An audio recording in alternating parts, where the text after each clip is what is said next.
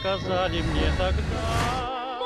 In her hand, she squeezed a small ampoule with transparent liquid. Her body was quivering. Her hands were numb. Evgenia was staring out of the window with a vacant look, just for a moment, to see and remember. She heard footsteps in the corridor and hid in the corner of the hospital ward. With trembling fingers, she cracked the cherished ampoule, closed her eyes,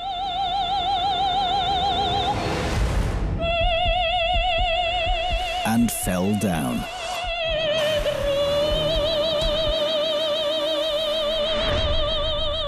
Doctors weren't able to save her life. The strong poison, lewisite, had an instant effect. The woman who had committed suicide was called Evgenia. She was the wife of the People's Commissar of NKVD, Nikolai Yezhov. She had taken the poison under the instruction of her powerful husband. Thus, she avoided the terrible torment suffered by her elite friends in the Lubyanka torture chambers. The famously beautiful Kremlin wives.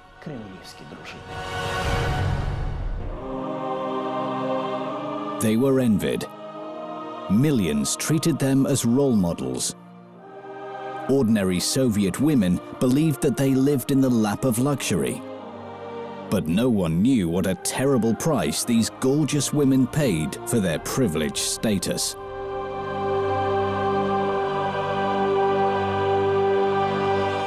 They were rotting in labor camps and committing suicide to avoid being massacred in the torture chambers of the NKVD. They were tortured, humiliated. No one could help them. Their all-powerful husbands were merely the puppets of Joseph Stalin.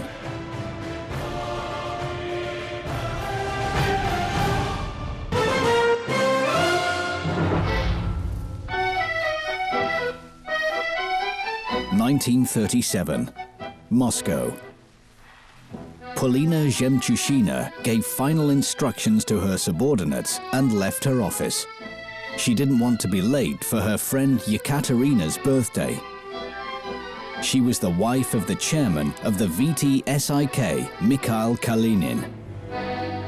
A small, exclusive female crowd were invited for the party. Olga, the wife of the commander of the Moscow military district, Marshal Budyonny. Evgenia, the wife of People's Commissar of NKVD, Yezhov. And she, the wife of the chairman of Sovnarkom, Molotov. 4 high society ladies, the wives of mighty Soviet kings. A car was already waiting for her. Molotov adored his wife and called her his pearl. He consulted with her and always listened to her opinions. Polina was not afraid to show her independence and self-confidence. Because of this, Molotov had fallen in love with her. The car was taking Polina to the Kremlin. Meanwhile, Olga Budyonnaya was saying farewell to her husband, Marshal Budyonny, at their home. She had several plans for the day: a party at Kalinina's place, and then a performance at the Bolshoi Theatre. Olga was Budyonny's second wife. Nadezhda, his first, had died under mysterious circumstances. The official version blamed the unsafe handling of a weapon. However, there were rumors that it was suicide because the famous hero of the Civil War had grown tired of Nadezhda. And when she found out about his passion for 19-year-old Olga, she killed herself. The next day, Budyonny brought a new wife to his house. Budyonny always dreamed of having children. But Olga didn't want to risk her career. She enjoyed all the adulation of her professional life. Besides, she was sure that her famous husband loved her the way she was, bright and inspiring. Olga knew the sad story of his first wife. She knew what he was like and was scared that he would lose interest in her.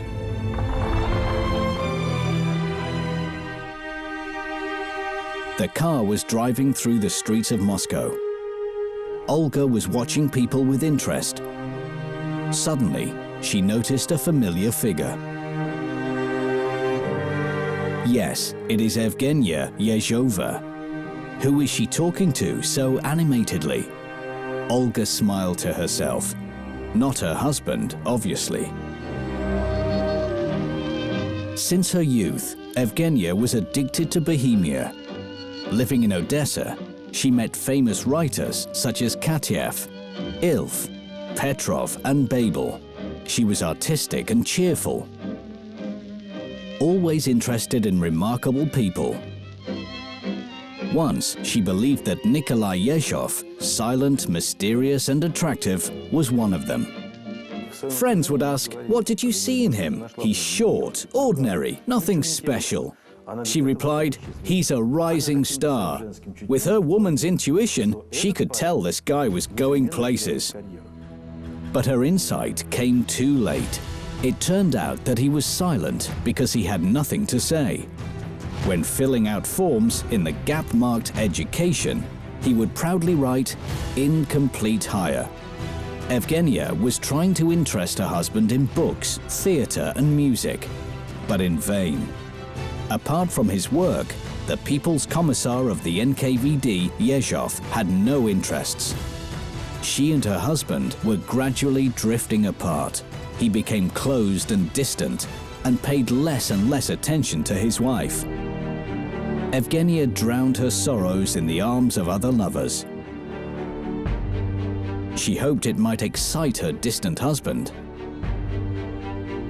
But all in vain. Yezhov didn't seem to notice. Soon, Evgenia would regret tying herself to this terrible man. His work would become her curse, and escaping it would cost her her life.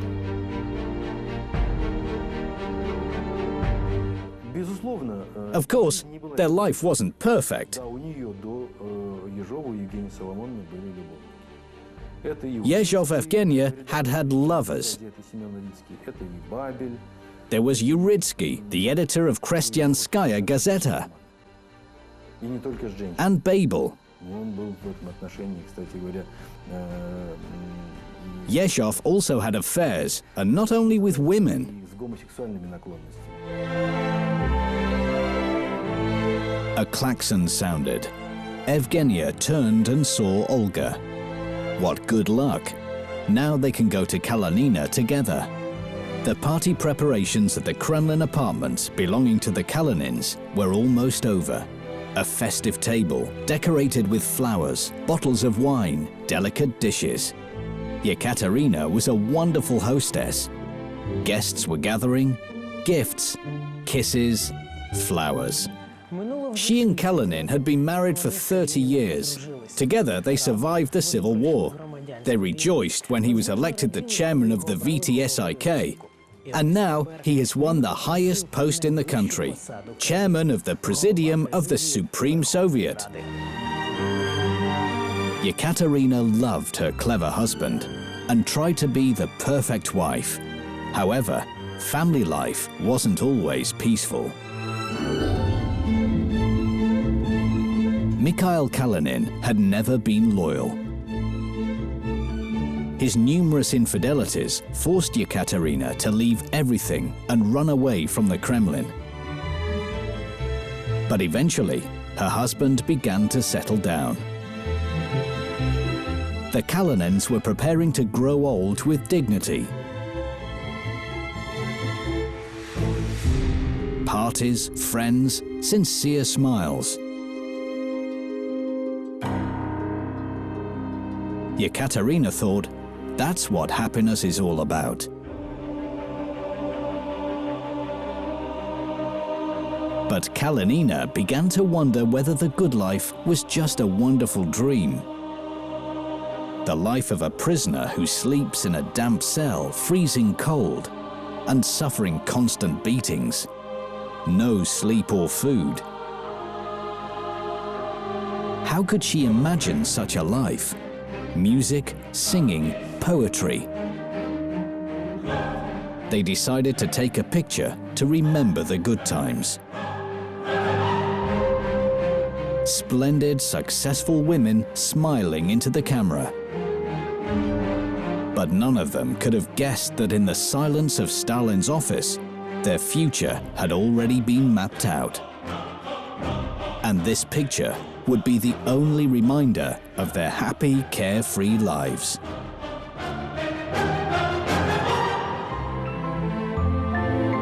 Olga Budyanaya left with a farewell kiss. She rushed to the theatre, floating on air. For her, each performance was a dream come true. With a sparkle in her eye, Olga ran backstage. "Comrade Budyanaya, you are under arrest." Stunned, Olga didn't say a word as she was removed from the theatre and bundled into a car.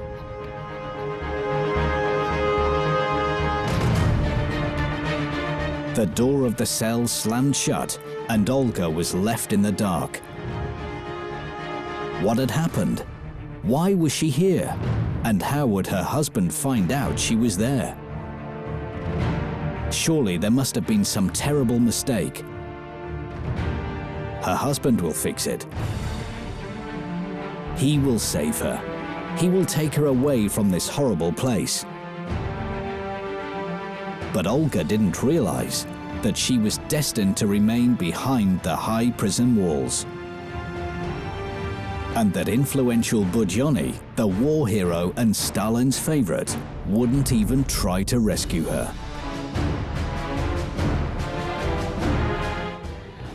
Red Army commanders were being exterminated. The trial of Marshal Tukhachevsky had begun. Stalin was always afraid of talented and ambitious servicemen and removed them with the help of other servicemen. The hero of the Civil War, the national favorite Budyonny, seemed perfect for the role of prosecutor. And to ensure his good conduct at the trial of Marshal Stalin, he was ordered to take his young wife hostage. Budyonny understood there is no point in contradicting. He knew Stalin. If he had already decided about something, he was unshakable. But what exactly did Stalin want from him? To take part in the trial? Good, he will prosecute, especially since he hates this young upstart Tukhachevsky. Budyonny thought that his obedience would guarantee Olga's release, but he was wrong. Stalin's plans concerning him were more far-reaching. He needed faithful soldiers, devoid of any human weakness. He would only tolerate mild drinking. Stalin was extremely suspicious of friends, wives, and girlfriends. And so they were all banned. She returned to consciousness after a blow to the stomach. Instead of a scream, she could only manage a weak wheeze. She pleaded with them to stop. The tortures continued for 2 days. The men in uniform demanded only one thing of Olga: to sign the protocol. One signature and her anguish would cease. But Olga couldn't do it. The document, shoved before her by NKVD, dealt with the espionage activities of her husband, Semyon Budyonny. She couldn't betray her husband and denigrate him. She was beaten mercilessly. All this time, Olga still hoped her husband would come and save her.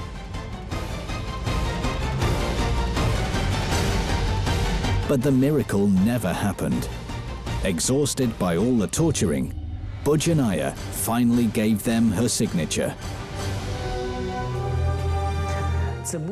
This was an unheard-of method of controlling the state machinery, a method invented by Joseph Stalin himself. Under fabricated suspicion, a party official's wife was arrested, forced to write a denunciation of her husband, and then sent to a gulag camp and kept there as a lure. Controlled by fear, their husbands became reliable executors of Comrade Stalin's will. The method, although extremely cynical, was very effective. She was lying on the cold floor of the chamber, feeling numb. Beaten, defiled, devoid of any hope of salvation. Olga was recollecting the last happy hours of her life. Yekaterina Kalenina's party and all her friends. She burst into tears.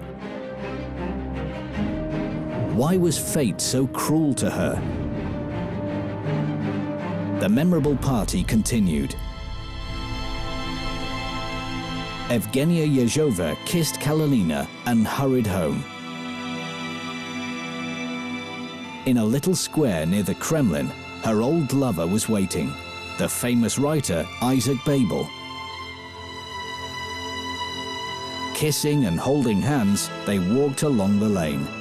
They didn't notice a man in civilian clothing watching them from close by.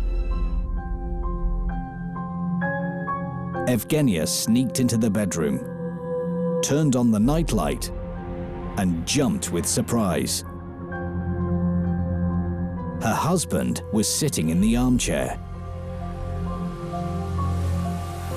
Evgenia felt as though she was being interrogated. "So where have you been? Tell me."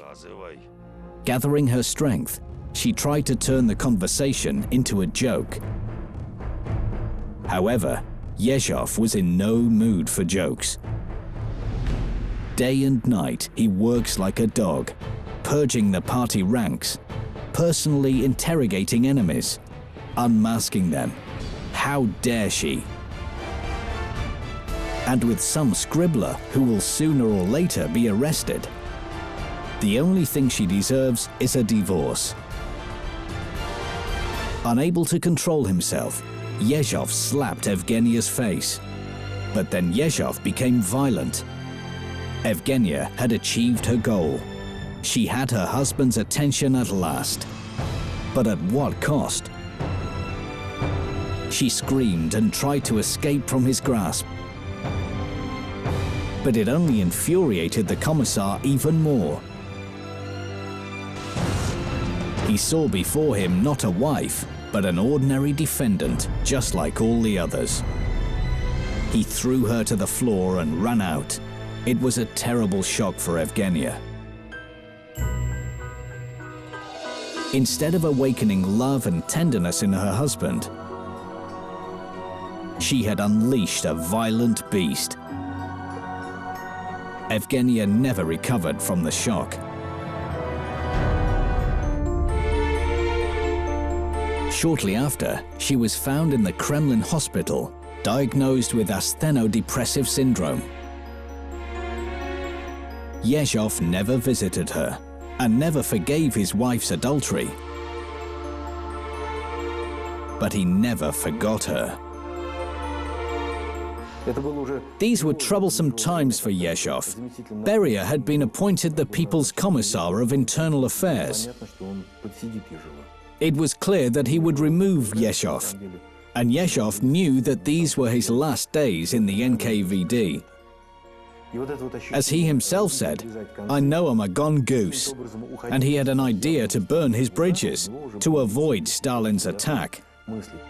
They quietly entered the hospital ward. Having heard about their friend's poor health, Yekaterina Kalanina and Polina Zhemchuzhina came to visit her. It was hard to recognize Evgenia. She had lost weight and her beauty had faded. She stared vacantly into space. Her friends tried to cheer Evgenia up, joking and sharing all the latest news. But in vain. Her face remained frozen. Having tried everything, the women left. They walked sadly back through the hospital courtyard. Their friend's health had made a painful impression. And then there was the news about Olga. What had happened to her? Why was she arrested? And why was her husband, Marshal Budyonny, not trying to release her? Was this war hero afraid? Everyone was afraid now. Kalanina looked around to find a man walking behind them. Stalin is a sadist. He kills innocent people. What will happen to all of us? Polina sighed. How sad and terrifying. The passerby in the hospital courtyard was also going to visit Evgenia. He was an agent of People's Commissar Yezhov.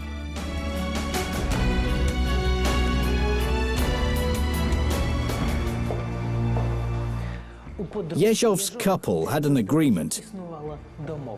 If the situation becomes critical, Yezhov gives a sign. This sign was to be this trinket. It was brought to the hospital by the man whom Kalanina and Zhemchuzhina had thought was a casual passerby. Nikolai Yezhov knew better than anyone how to organize cases against enemies of the people. He was an author of many of them himself, and lately he felt that his post was under threat. Yezhov just learned that he had been transferred from the post of chairman of the NKVD to the position of People's Commissar of the fishing industry. Now, according to the scenario, his wife was to be arrested. The agent entered the ward. Evgenia immediately recognized her husband's assistant. He placed a small casket on the bedside table and walked away. She looked at it with horror. She had neither the strength nor the desire to resist. A nervous breakdown had taken away all her energy.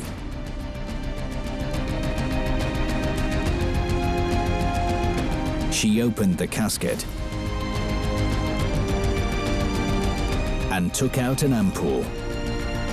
She was scared, but Evgenia knew there was no other way, no escape. It was useless to ask for help. Pictures from her past flashed before her eyes. That last happy evening with her friends seemed so long ago. She was playing the piano and Olga was singing.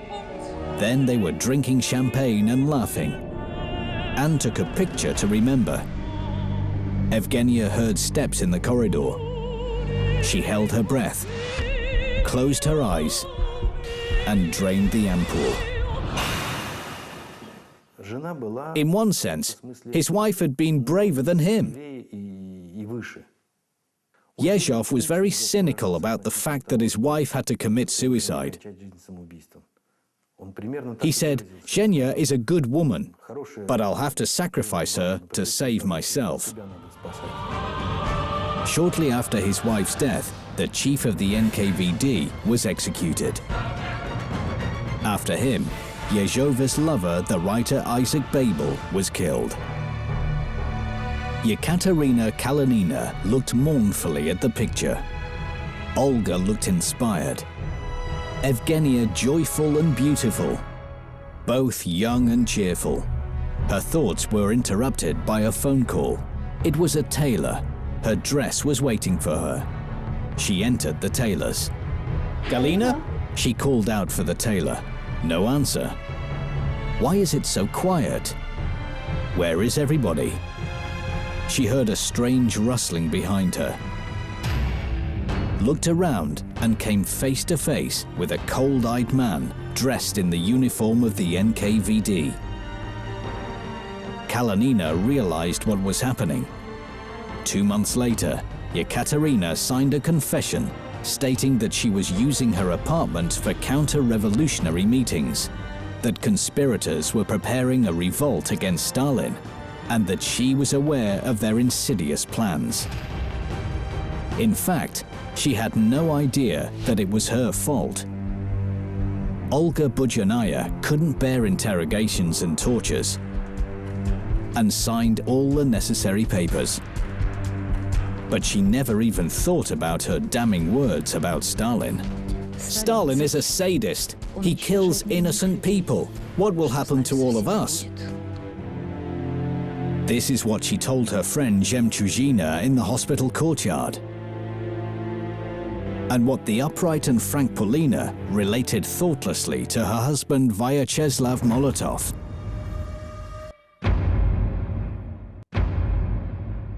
Thus signing her friend's death sentence.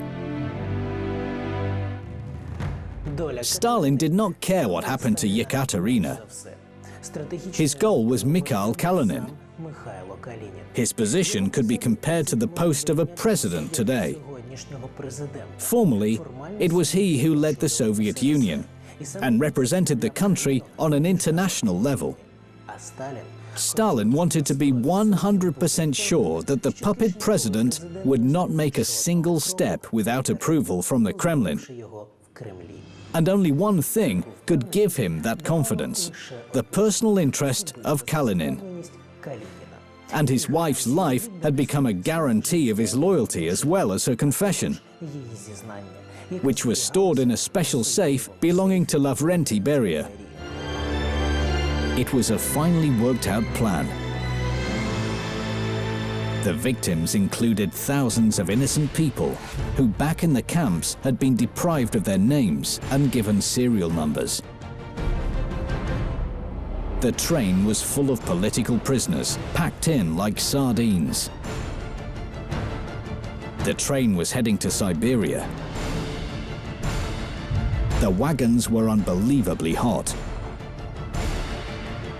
The prisoners were denied food and water and had to beg for them when the train stopped to unload corpses. The corpses of those who didn't manage to withstand the trip. In the adjacent wagons of the train were convicted Kalanina and Budyanaya. These women were heading to different destinations. They didn't meet and never found out that they were heading to camps on the same train.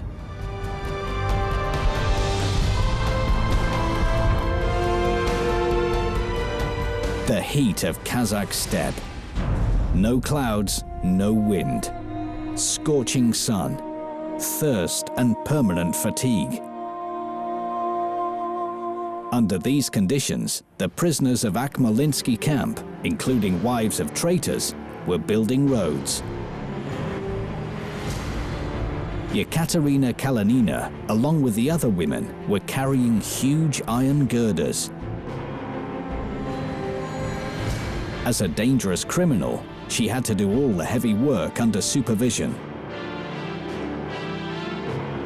She didn't realize that back in Moscow, old Mikhail Kalinin was begging Stalin to show mercy to his wife. And over time, he softened Iron Koba. In the camps, there were 3 special departments where traitors' wives were concentrated.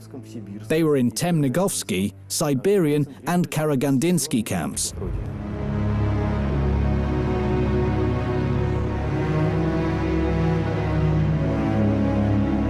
She was brought to the camp laundry. Several women were washing prisoners' clothes.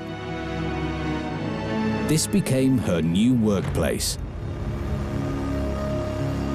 Endless supplications from her husband finally paid off. By special order, she was transferred to easier work, cleaning prisoners' clothes. The so-called work with a pull saved Yekaterina's life.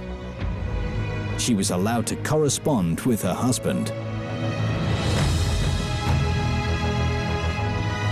She received letters, already opened, creased by other people's hands, defiled by others' eyes. But she did not care. They were the only thread connecting her with the past, with her old life and beloved husband. Kalinin never stopped hoping.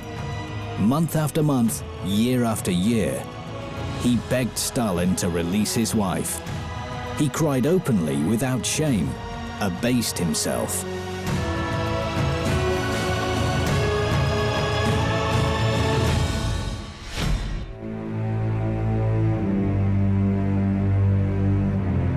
This is not the right time. When the war is over, we'll think about it.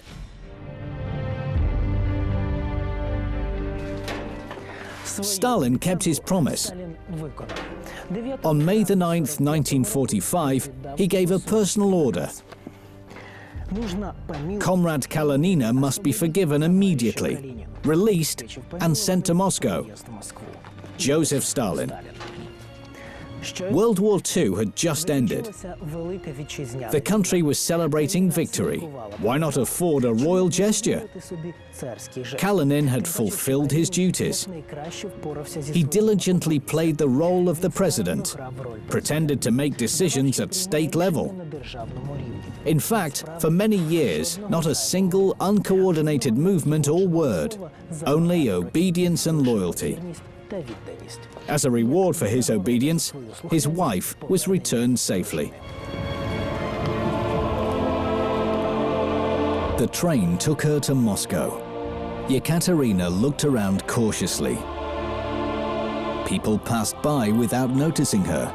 Nobody was following her.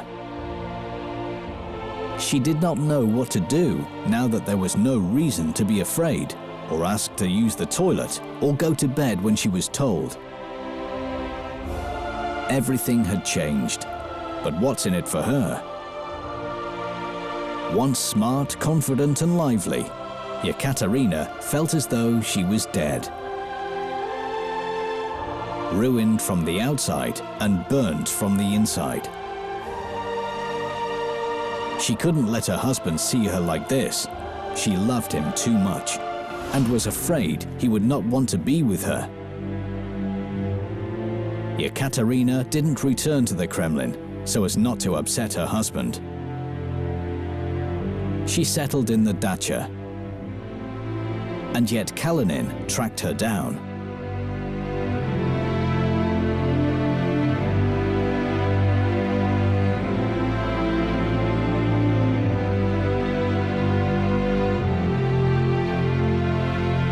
He quietly closed the gate. Kalinin's knees were trembling. Yekaterina. He has been waiting for her for 9 years. And now they were finally to meet and talk and start a new life. They will age peacefully together, just as they had dreamed. He saw a hunched woman working in the garden.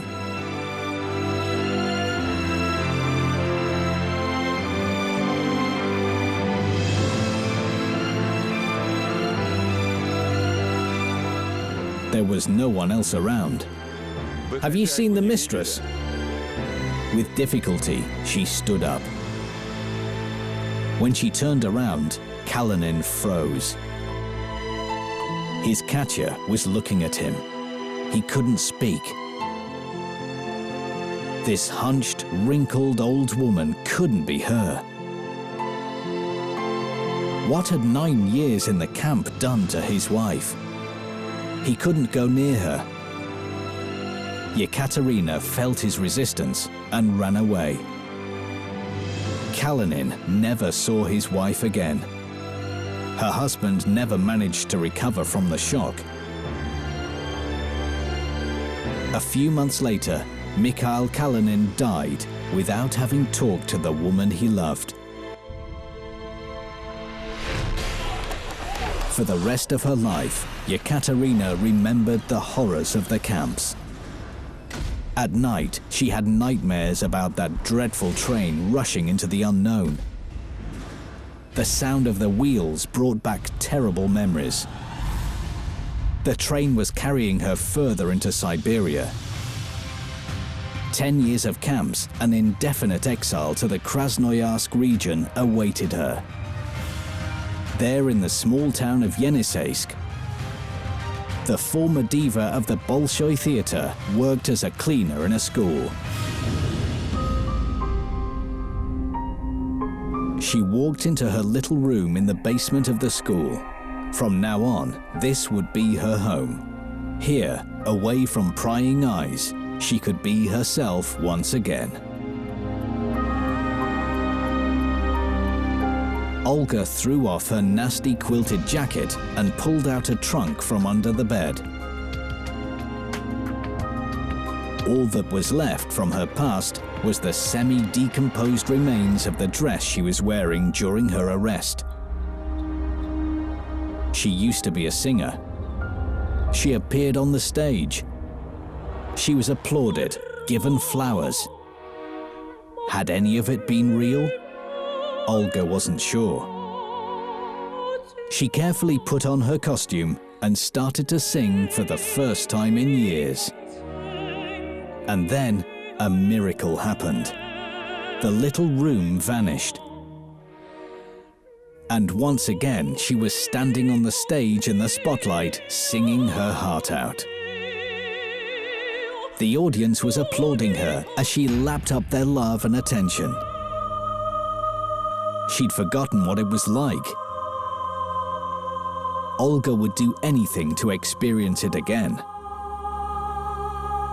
In the wretched room stood a tired woman in rags, wheezing and coughing.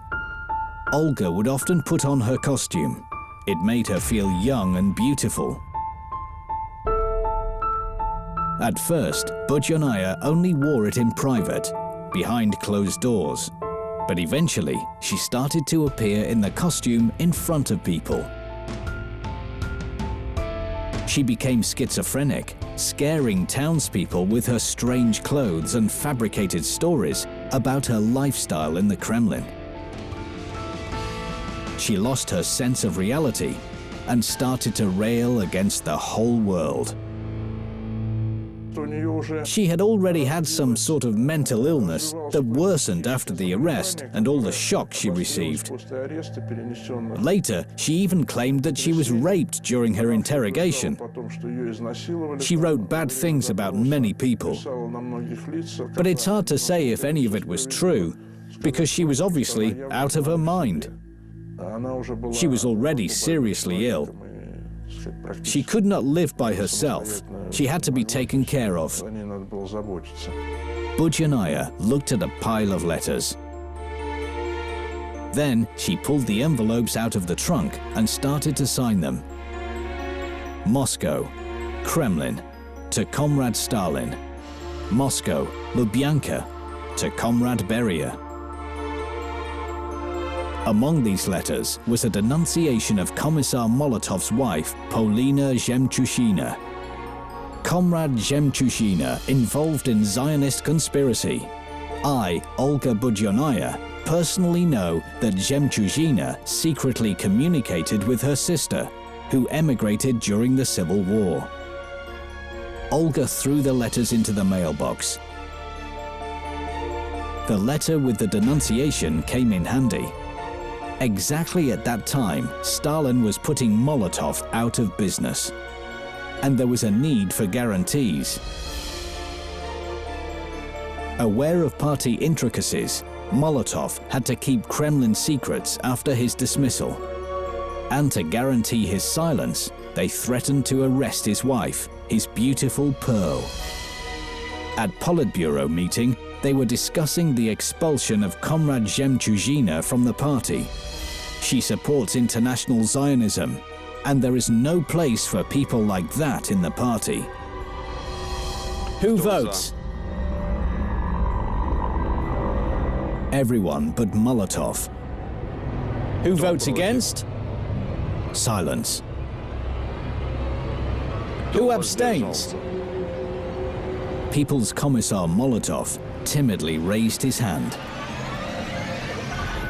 The decision is made.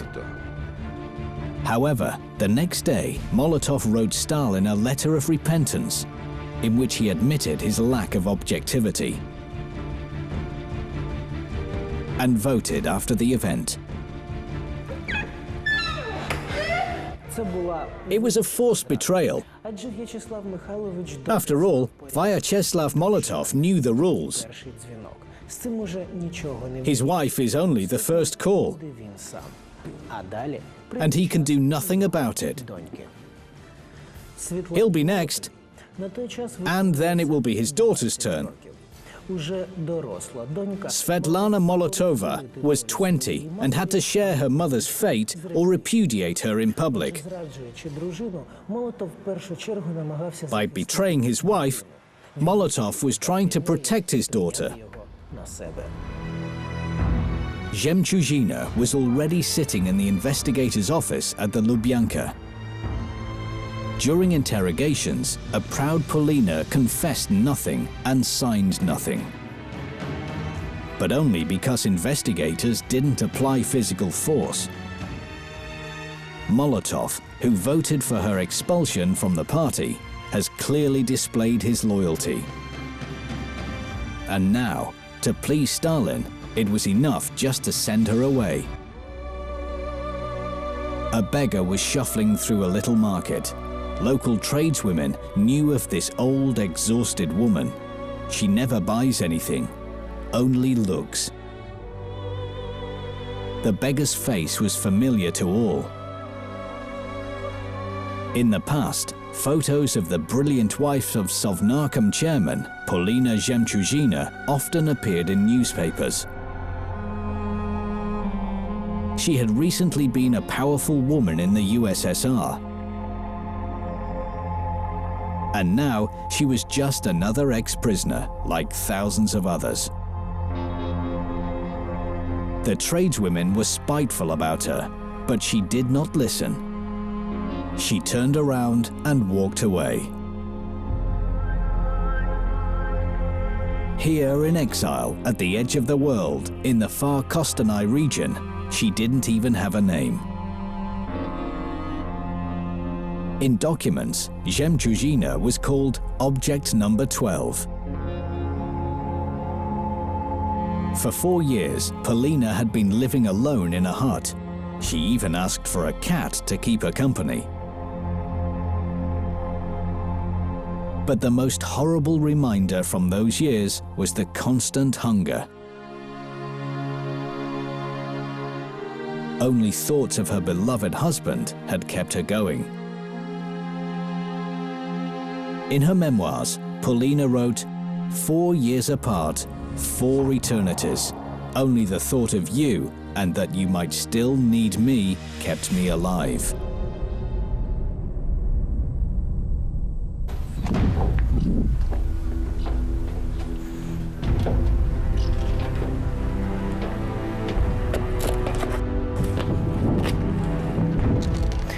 In January 1953, she was secretly brought to Moscow for supplementary investigation. This time because of a so-called doctor's case.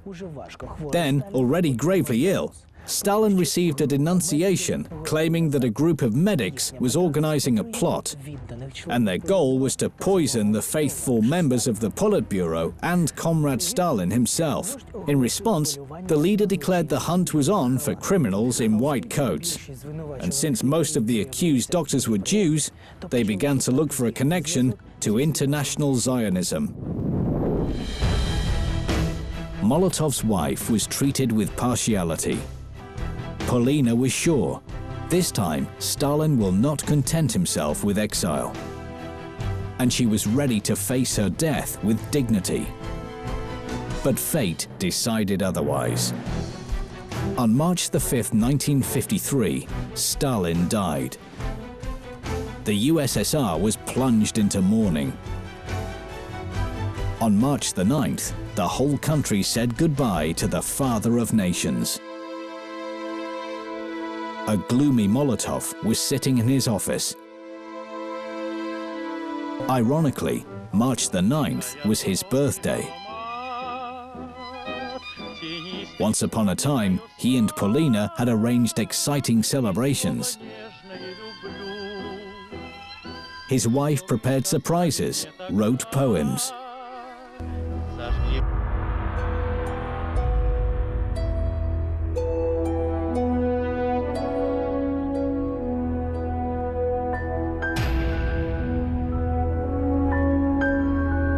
Beria quietly entered the office. Milic, what present would you like for your birthday?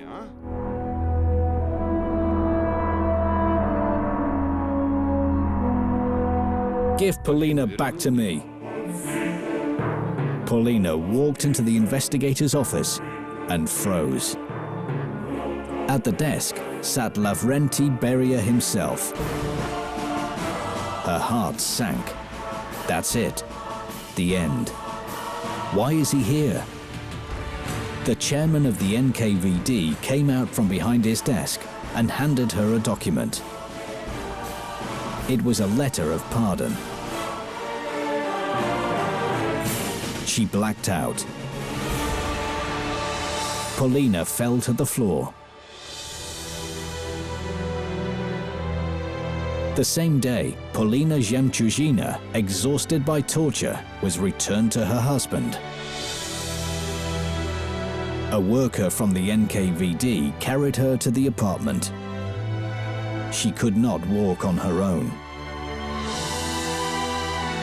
Sitting by her bedside, he looked at his wretched and ruined Zhemchuzhina. There were no tears, no words. In 1953, the period of rehabilitation started. Immediately after Stalin's death, a review of cases of repression was announced. Many people convicted under the infamous Article 58 were released. The case reviewed. Components of crime not found. Not found. On the street, people appeared carrying the same plywood trunks, former political prisoners.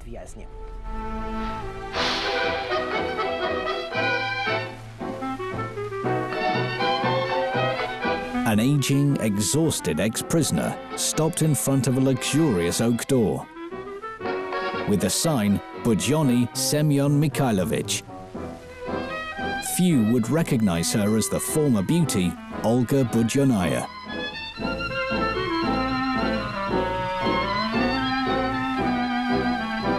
She knocked. A beautiful young woman with a baby in her arms opened the door. She looked at the stranger with surprise. "Who do you need?" Olga froze. It was her cousin Maria.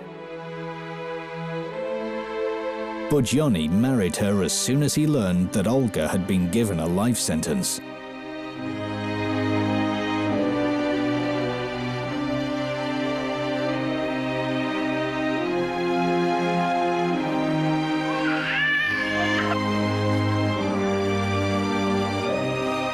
However, Budyonny learned about the return of his wife, but did not dare meet her.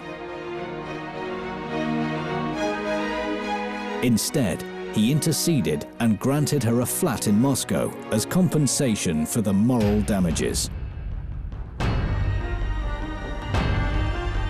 1957.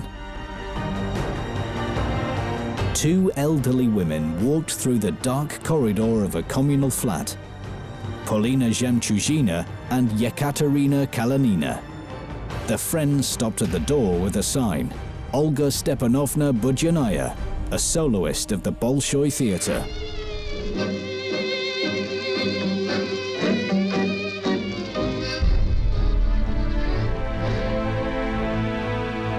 Olga was laying a table with newspapers instead of cloths.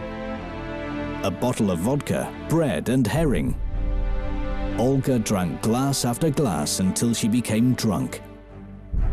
Polina swept crumbs from the table and hid them in her pocket. Her fear of hunger never left her. Budyanaya sat down at the old piano. The once beautiful voice now sounded more like a wheeze. Her piano playing sounded awful.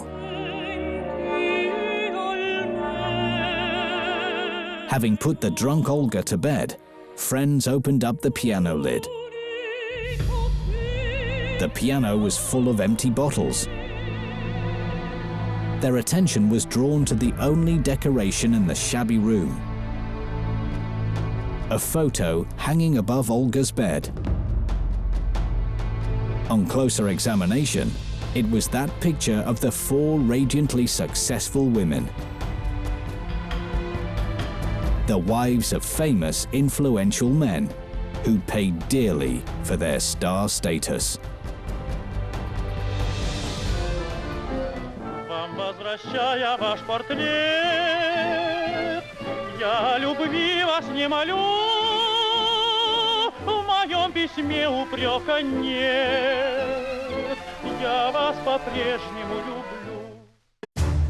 In 1973, in a small US country estate, President Richard Nixon was waiting for the arrival of a special guest.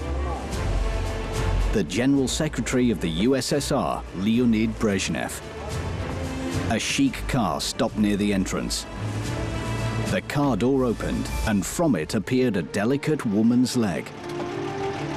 A pretty blonde got out of the car. Behind her appeared the figure of the Soviet leader. Nixon hurried towards them. He stretched out his hand and froze. Rather than responding with a broad smile, Brezhnev gave the president his mistress's hand. This had never happened before. Only Leonid Brezhnev would have dared to do that.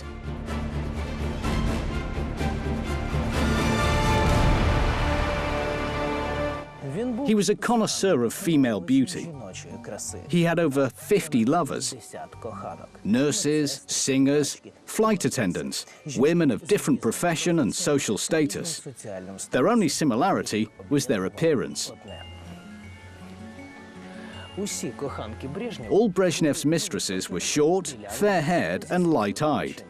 They looked quite ordinary. But it was his obsession with this look that would become his curse.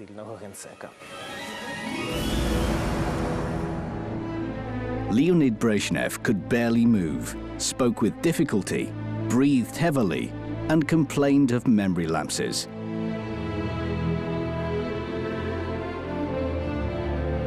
In people's memory, he remained a laughingstock.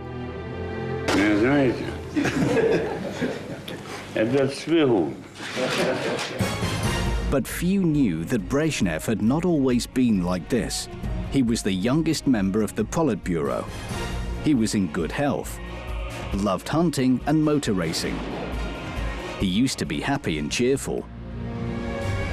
But a personal tragedy had undermined his physical health.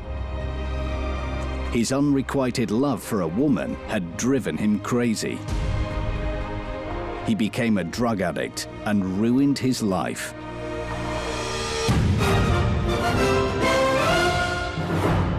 Novorossiysk, 1943. He was rushing through the thick smoke like a madman. The Germans suddenly attacked. The field was illuminated with bright flashes. Dead soldiers and blood everywhere. His ears rang to the sound of cannon fire. No one was left to operate the machine gun, so Leonid grabbed it. He started to frantically shoot at the enemy. There were not enough rounds. He knew this was the end. Help would not come. He suddenly heard a terrible whistling noise. The last thing he remembered was an unbearable pain piercing through his body. His hands were stained with blood. Leonid blacked out. Several days later, he came round. When he looked at himself in the mirror, he shuddered. His face was in bandages. He tried to talk, but the searing pain pierced his jaw. Later, Brezhnev was informed that during the battle, a grenade had exploded near him. A splinter hit him in the jaw. He underwent a serious operation, but doctors could give no guarantees of a full recovery. He had never felt so weak and helpless. The handsome Brezhnev could no longer recognize himself. When he looked in the mirror, he saw a monster. He furiously tried to rip off the bandages, but a hand stopped him. Leonid looked up. A blonde girl with kind eyes was looking at him. Brezhnev froze. What a beauty! The thought that she might pity him was unbearable. In desperation, he turned away.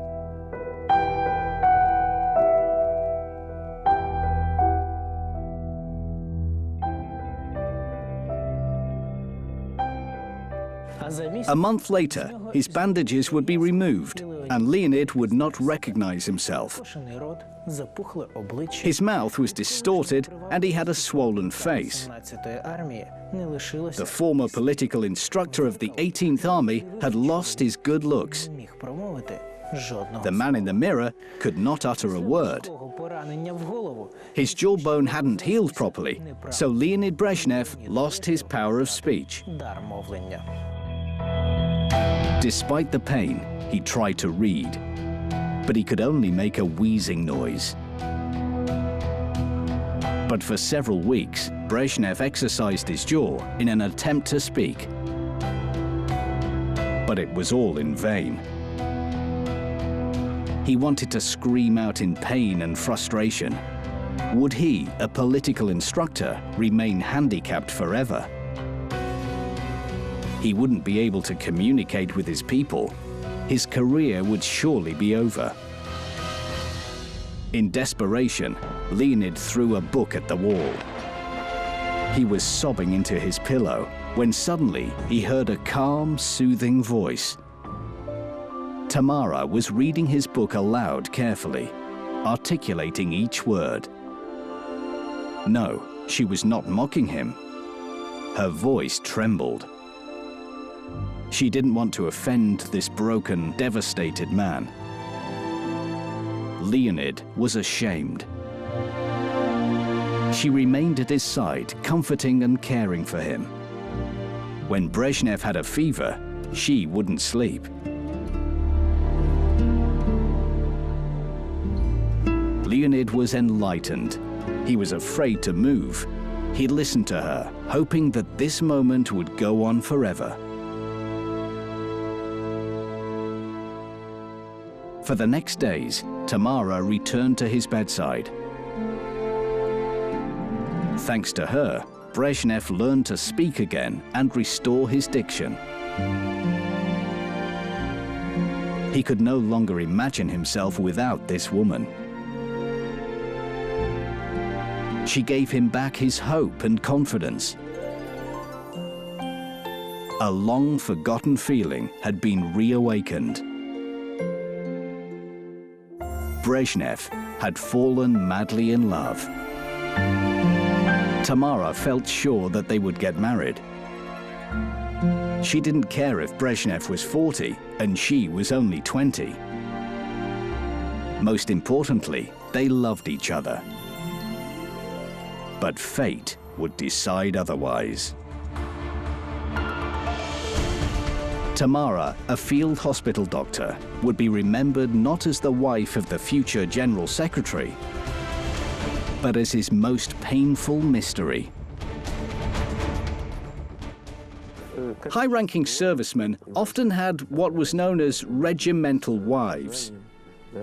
Значит, у них заводились так. Tamara was just such a wife to Leonid Brezhnev. Тамара и была такой полковой. She'd been living with him for a very long time. Очень долго жил, но она так и осталась. However, she remained a mysterious legend. Ее жизни вот узнать не удалось.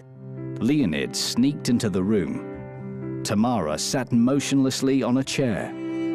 He silently approached and gently covered her eyes. However, Tamara did not move. Leonid understood that something had happened. He noticed a newspaper lying nearby. On the front page, there was a picture of Leonid Brezhnev in full colonel's uniform. And beneath it was an article about his heroic feat during which he had been severely wounded. The colonel and political instructor, Comrade Brezhnev, helped repel the German attack. After suffering heavy losses, the Germans retreated. The article mentioned Brezhnev's previous achievements, his military exploits, and his personal qualities. But in the newspaper, there was also a seemingly unimportant sentence: an exemplary party member and a great family man. But these words played a crucial role in the fate of the future General Secretary. Leonid lowered his eyes. He couldn't hide any longer. He hadn't told her that he already had a wife and 2 children. He didn't tell her because he was afraid that if Tamara knew about it, she would leave him, and he couldn't imagine his life without her. In desperation, Brezhnev threw himself at the feet of his lover, begging her for forgiveness and understanding. But Tamara didn't seem to hear. A fearful Leonid promised to leave his wife and children. When the war was over, they would be together as they had dreamed.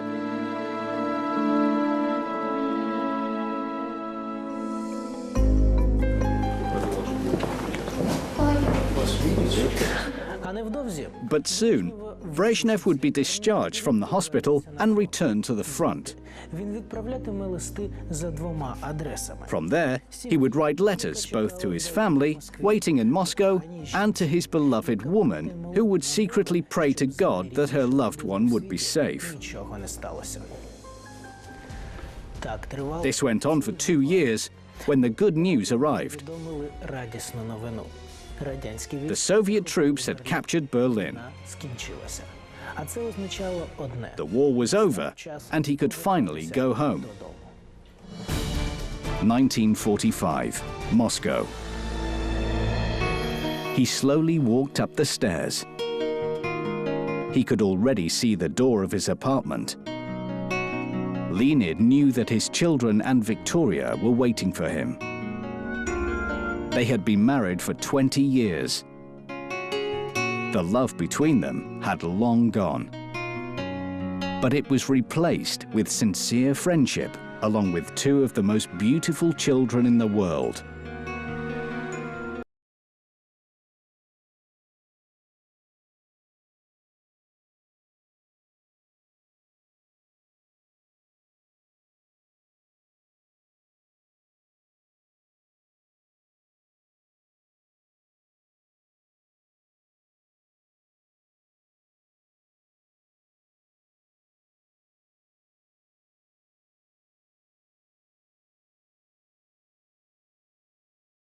He pressed the doorbell.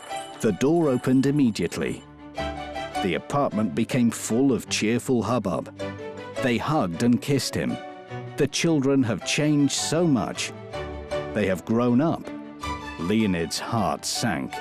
He was very fond of them, but he could not lie anymore. That same evening, Leonid and Victoria had a difficult conversation. He told his wife everything, about meeting Tamara, about their feelings for each other, which he had been hiding for 2 years. He was explaining everything and asking for forgiveness. But Brezhnev did not realize that his 16-year-old daughter Galina had been listening to him. Her father's words were very painful to listen to. How could he do this to them? Galina wanted to believe that her father loved her and her mother, but she couldn't. Leonid was afraid to look into his wife's eyes. His heart was breaking. He felt terrible guilt. Vika didn't cry or cause a scandal. If she had done, it would have been easier for Leonid. But his wife remained silent. It made it harder. Gradually, she came to her senses. She refused to stay and said she would file for divorce. He could go to the other woman, provided that Leonid remained in the house until morning, so he could explain everything to the children. Brezhnev had no choice. He agreed, not realizing the terrible consequences of his decision.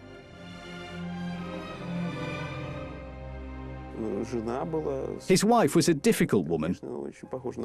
In appearance, she was very similar to Mao Zedong. If you compare these two portraits, I think you'll find a lot in common. He suffered constantly. Only the state security authorities were protecting him. They were trying to isolate Leonid Brezhnev from these troubles. That night, he didn't sleep. He was turning and moaning. He blamed himself for being such a coward. The guilt haunted him. His eyes were watering, but he couldn't sleep. He tried to convince himself that he needed to explain everything to his children. He simply had no choice. He couldn't lie to Tamara a second time. He walked around the apartment. The children were sleeping. Leonid entered his wife's room.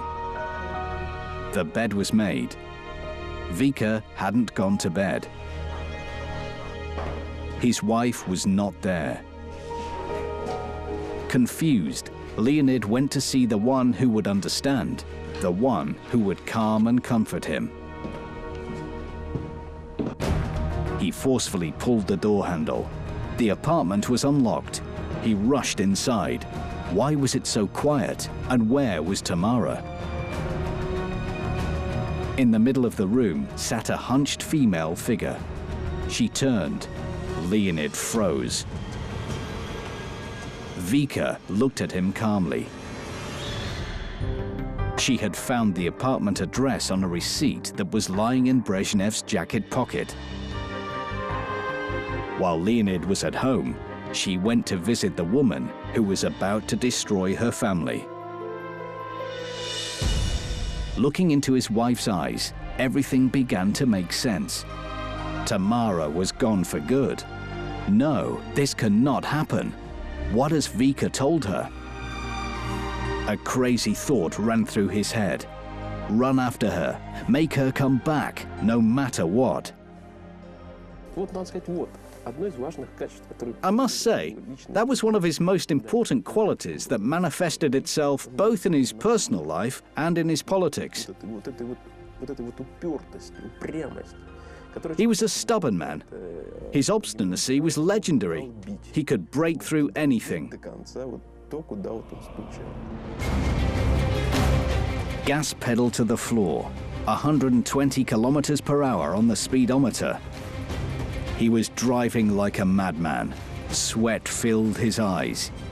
He can see the station, but there is not much time. He must get Tamara back.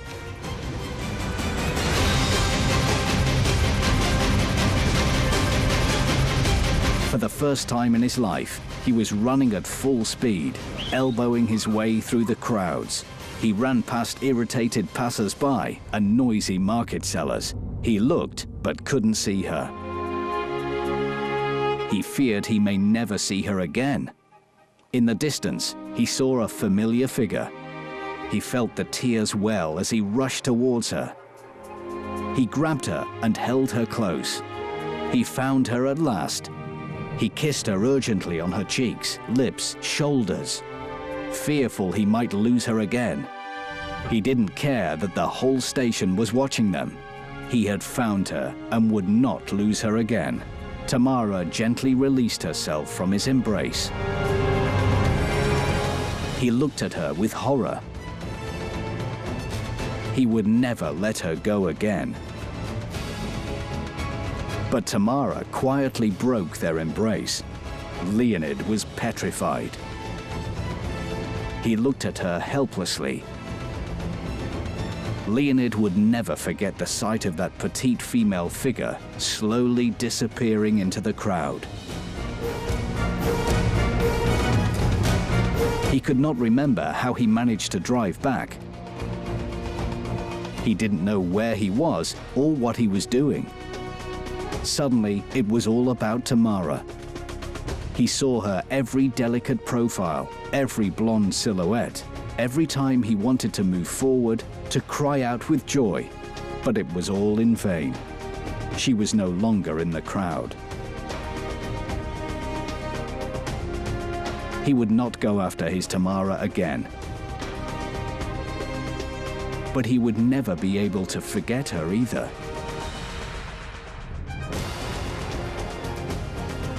In Leonid Brezhnev's broken heart, there arose an unusual hatred.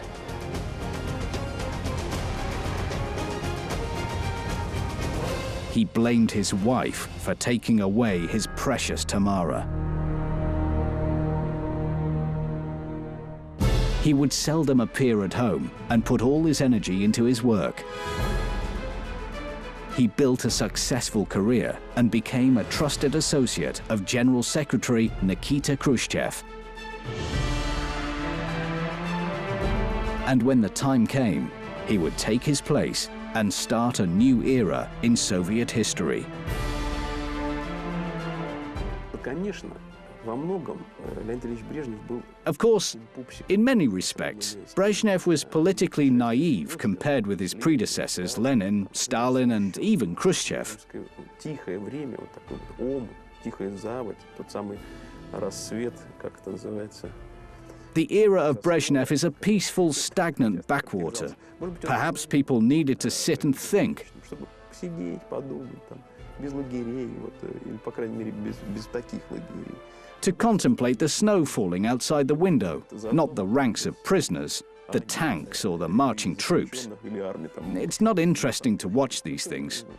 In a sense, the Brezhnev era had been blessed. Вот в этом смысле Брежневская эпоха была благодарным временем.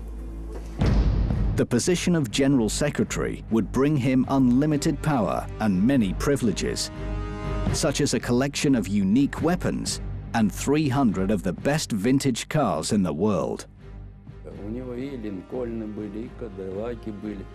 He had a huge fleet of vehicles, including Lincolns, Cadillacs, Rolls-Royces, Zills, and Mercedes. He loved them all, used to drive them himself. The guards were behind him naturally. Sometimes we had a flat tire. We would hurriedly change the wheel and try to catch up with him, but rarely could because he drove so fast.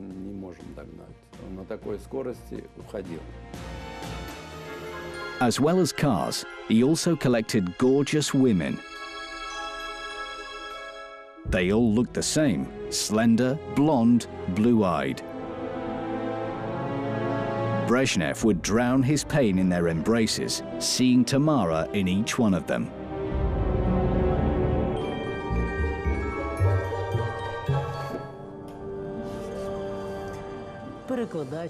Translators, flight attendants, typists, and singers came and went. Brezhnev had no time to remember their names. He shocked the world with his amazing escapades. But nobody realized that the man with the sincere smile, who boasted about his amorous conquests, was in fact miserable. From the outside, everything seemed fine. A successful person, a prominent politician, a lady killer. There were many women on his list. A residence keeper in Zavidovo Anna, a maid from Zarechye Dacha Maria, a secretary Alla, the daughter of communist leader of Bulgaria, Lyudmila Zhivkova. The KGB regularly supplied the leader with pretty blonde lovers. Brezhnev didn't object. To him, it was like a game.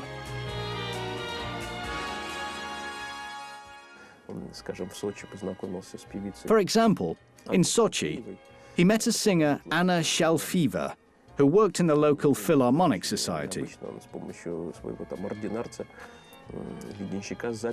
With the help of his orderly or batman, he locked her up in a room. She was outraged by his boorish behavior. She managed to escape through an open window. Leonid Brezhnev tried to make up with her by giving her flowers and courting her.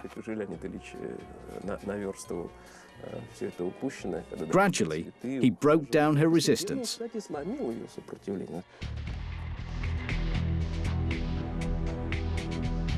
Brezhnev had another secret life carefully concealed by the General Secretary.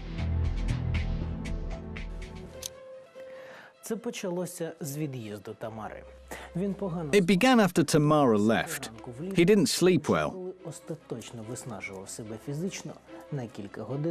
He tossed and turned all night, then in the morning fell into a deep sleep for a few hours.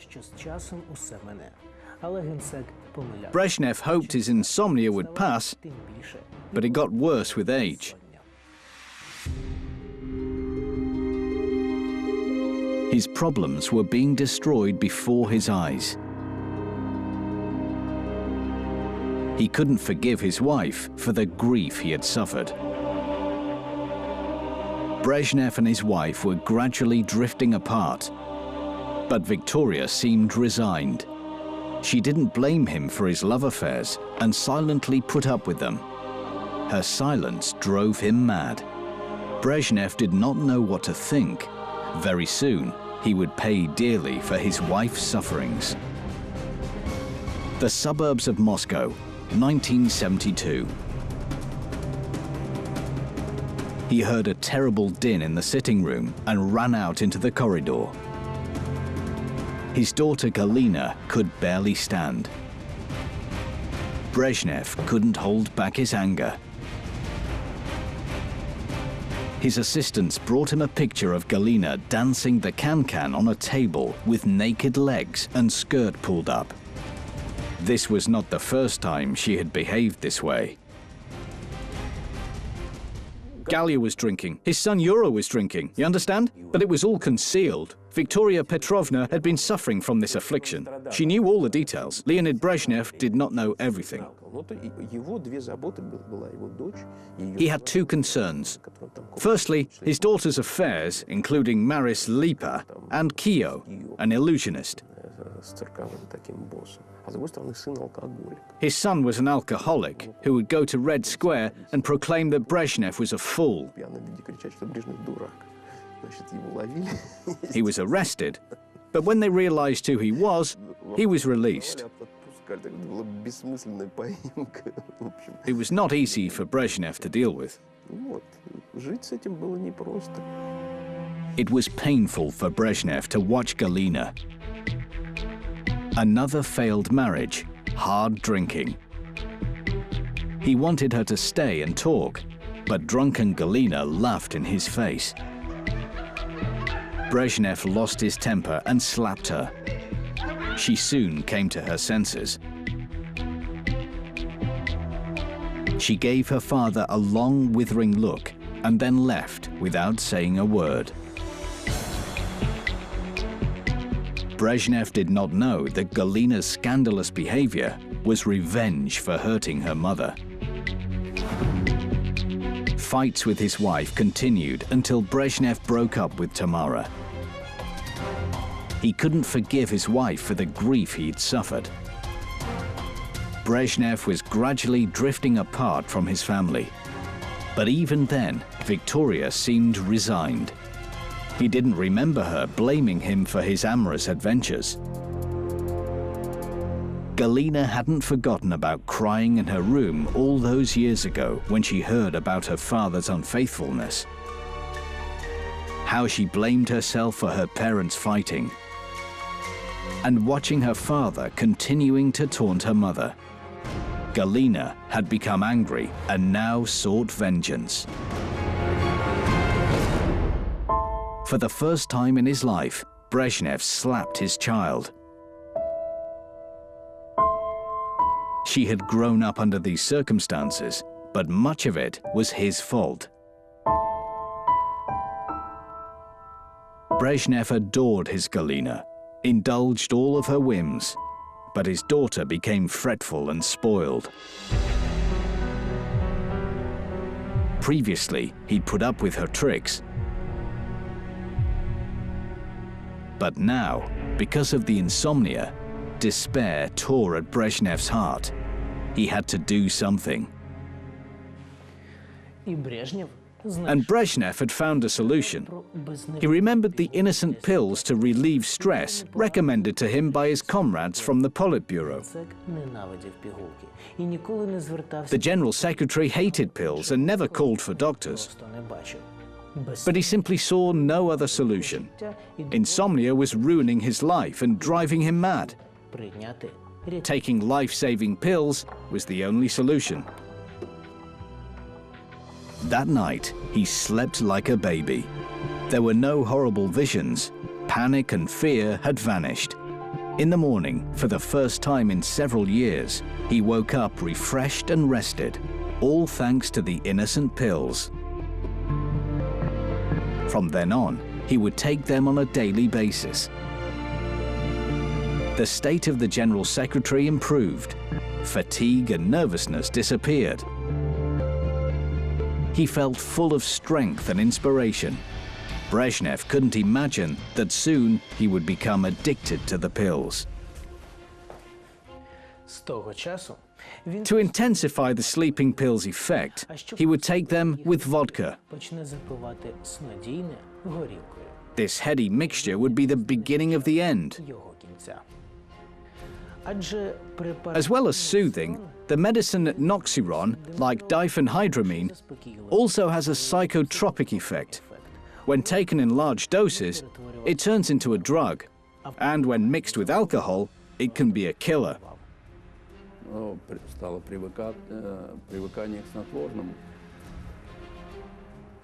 He became addicted to sleeping pills.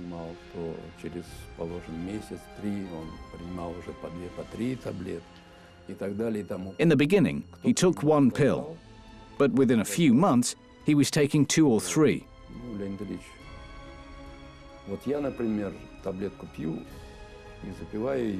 Someone said, "Leonid Ilyich, I take a pill with alcohol." He asked, "Does it help?" And one of the Politburo members answered, "Yes, it helps."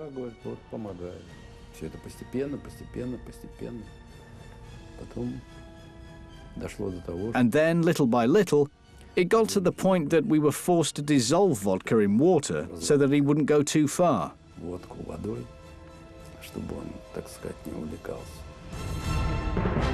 Moscow, 1972. The USSR was celebrating the 55th anniversary of the October Revolution. The atmosphere in the Column Hall of the House of the Unions was solemn. Recently, workers, peasants, soldiers, and party members were being awarded. Faces were radiant with smiles. Everyone was euphoric. A smiling Brezhnev was meeting the guests of honor. Next to the General Secretary sat his secretary, who was also his new passion. Faces were flashing. Brezhnev felt dizzy and terribly sleepy. Occupied by his own thoughts, he didn't notice himself shaking the hand of the next guest, a general. He was thanking Brezhnev for a medal, but Leonid didn't care. Then from behind the military man came a blonde woman. Not young, but beautiful, with a painfully familiar face. Brezhnev froze. He couldn't breathe. His heart was pounding. Surely it could not be her. Tamara left Moscow many years before. He thought he would never see her again. But there she is, so close. So close, and yet so distant. He didn't know what to say. Tamara looked at him with calm, confident eyes. She was no longer a naive little girl whose eyes shone with love and affection. Life had changed her. There in the north was born another Tamara, one who had forgotten how to feel. Her memories had been erased. Brezhnev didn't know that she had married a general and was living a quiet life. He was looking at her with a long, piercing gaze. Tamara gently took her hand away. The general secretary felt unwell. He walked through the crowd, wanting only one thing: to escape. Brezhnev was driving his car through narrow country roads. He didn't care where. His hands were trembling. He wanted to get rid of this strange obsession. Brezhnev felt the car judder as it raced towards the ditch. At the last minute, he managed to drive off to the side. He breathed heavily, not understanding why he'd stopped. And then he began to cry like a baby. Weak and powerless, he had failed to take his own miserable life. The general secretary instinctively felt for the pills in his pocket, but they were not there. His head was spinning. His hands were shaking. He felt a terrible, throbbing pain. His head felt as though it would explode. When he came to his senses, Victoria was sobbing next to him. She told him that he had just suffered a severe stroke. She begged him not to kill himself, but Brezhnev didn't care about anything.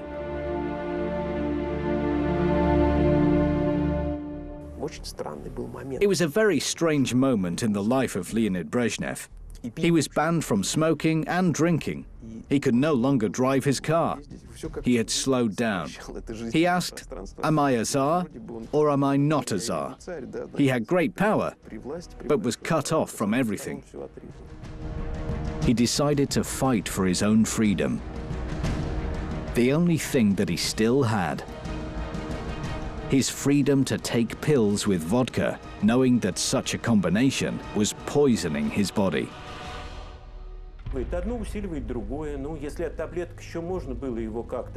One thing intensifies the other. He demanded sleeping pills with vodka for dinner and became addicted. He realized that the drug was much more effective taken this way.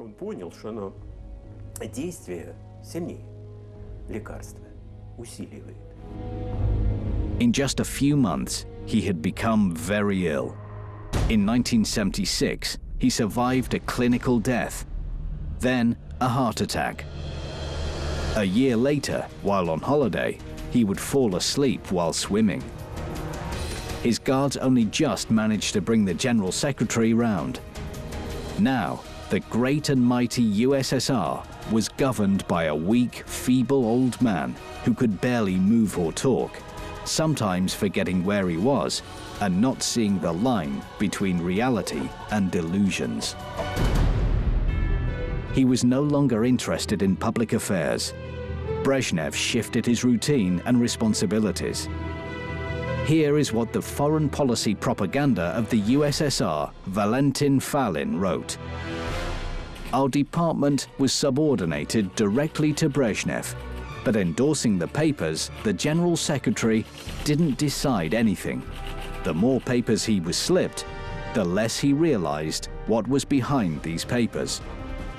Thus, in 1979, peace-loving Brezhnev, who opposed army conflicts, signed an order to bring troops into Afghanistan. And when he realized what he'd done, he decided to resign.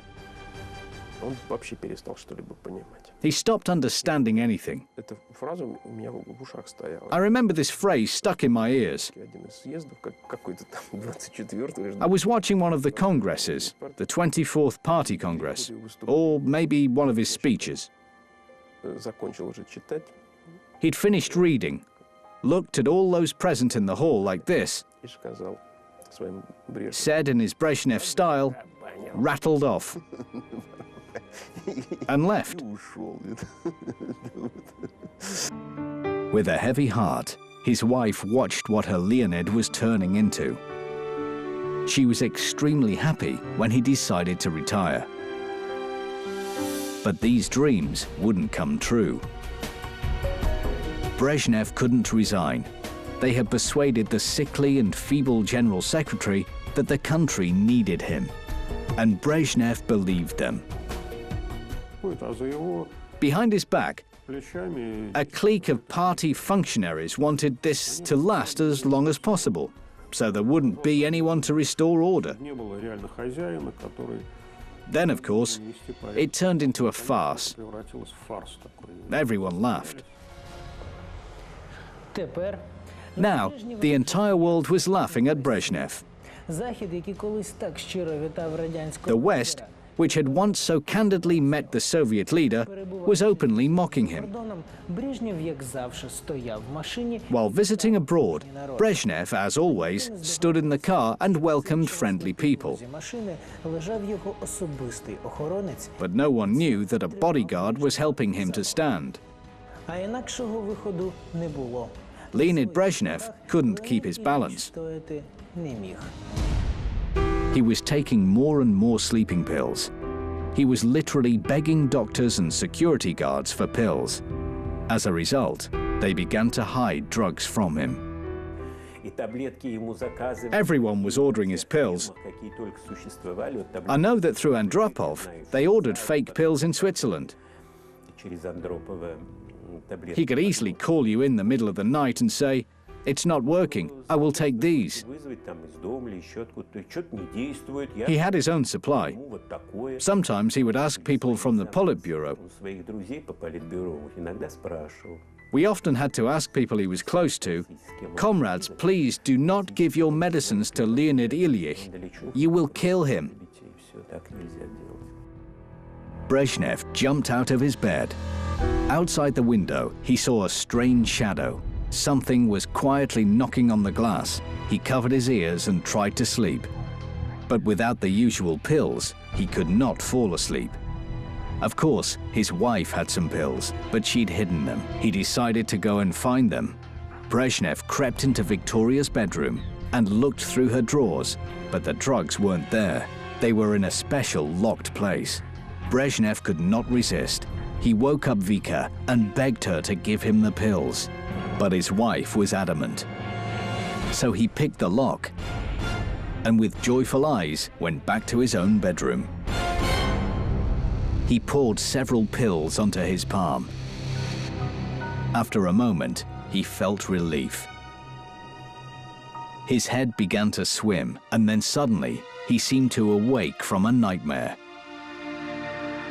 Brezhnev saw himself sitting on the floor as an old, hunched man. His body was trembling. No, this can't be him. What has happened during these few years? What has he become? It was disgusting and embarrassing, sick, lonely and useless. Like a madman, he was swaying and whispering something to himself.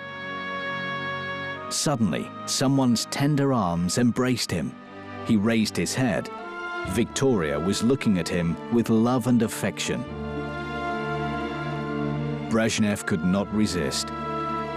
He hid his face in her shoulder and folded her in his arms, as if afraid that she would disappear. For the first time in many years, he was grateful to her for her support and affection. Victoria gently lifted him up. She put him to bed as if he was a child. She stroked his head, Brezhnev's eyes opened. She was always there for him. She tolerated his unfaithfulness, resentments. She looked after him when he was ill.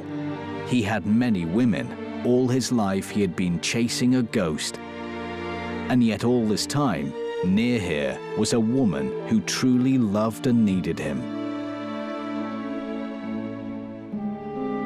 He wanted to fall on his knees and ask for forgiveness, but he felt sleepy. For the first time in his life, Brezhnev did not want to fall asleep. But the effect of the pills was irreversible. A happy smile lit up his face. Brezhnev knew exactly what to do. He would give up taking the pills. He would get back his life and finally tell Victoria the truth. He will tell her that he was wrong, that he loves her, and she will surely forgive him. He fell asleep with a happy smile on his face. Nothing to fear or worry about now. Only warmth, peace at last. His body was found in the morning. Doctors stated that Brezhnev had died painlessly and quietly. His heart stopped while he was asleep.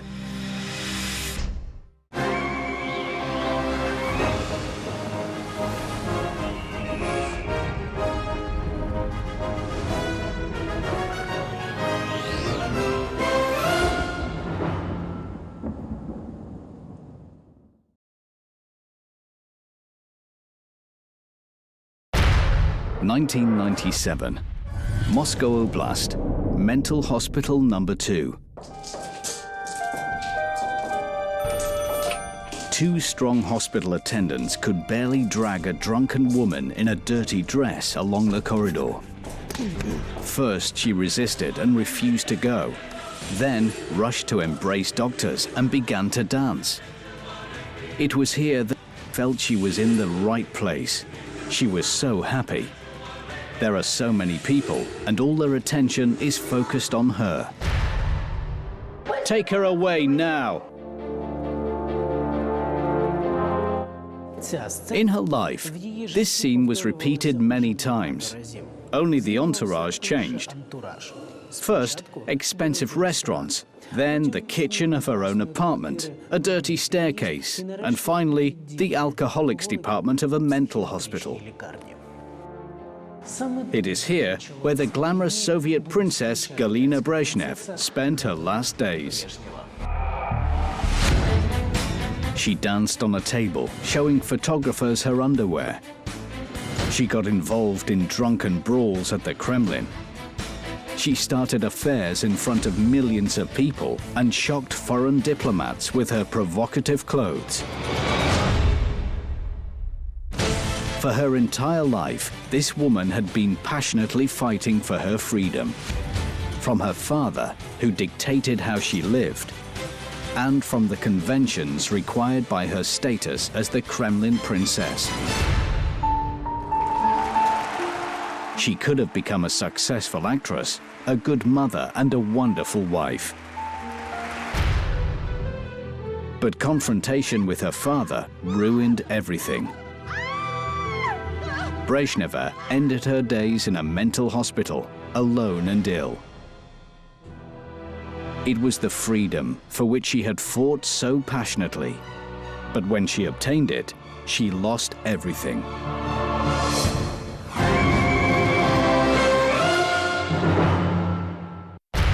(1997), Moscow Oblast, Mental Hospital Number 2.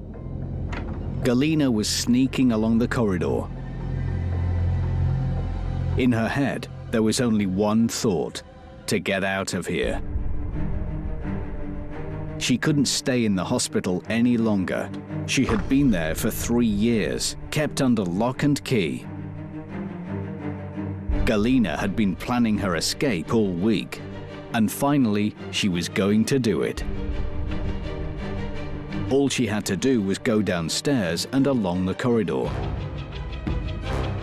She heard the footsteps of hospital attendants behind her. Her heart was bursting out of her chest. She can't give up just like that. She can already see the front door. Just a little further, and she will be free to begin a new life. It gave her the strength to make the bravest deed of her life, a deed that eventually cost her her freedom. 1947, Moscow. Gasping for breath, she ran up the stairs. Galina was terribly late. That day was a very important day in her life. 18-year-old Galina was entering the Theatre Institute. A moment later, she was on stage. On that day, Galia played Juliet before the members of the admissions department.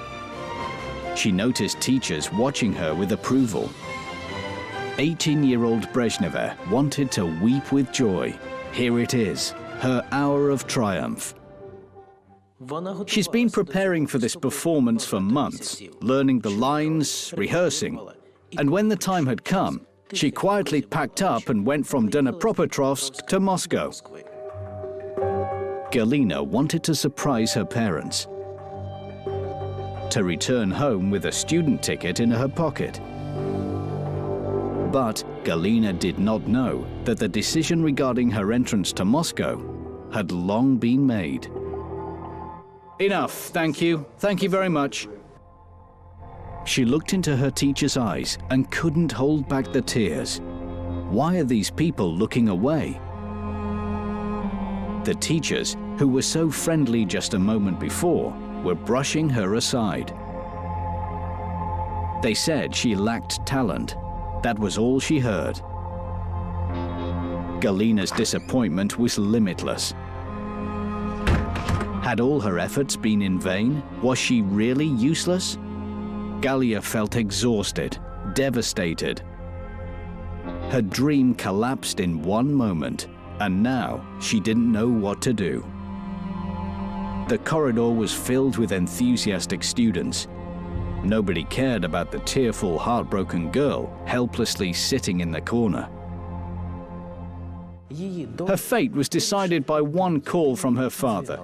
Being an actress in the Soviet Union at that time wasn't considered very prestigious, and for an official's daughter, it was totally unacceptable. The first secretary of the Dnipropetrovsk Oblast Party Committee, Leonid Brezhnev, was successfully building his career. His biography had to be perfect, which is why an actress' daughter didn't fit in with this ideal. He wasn't straight with her.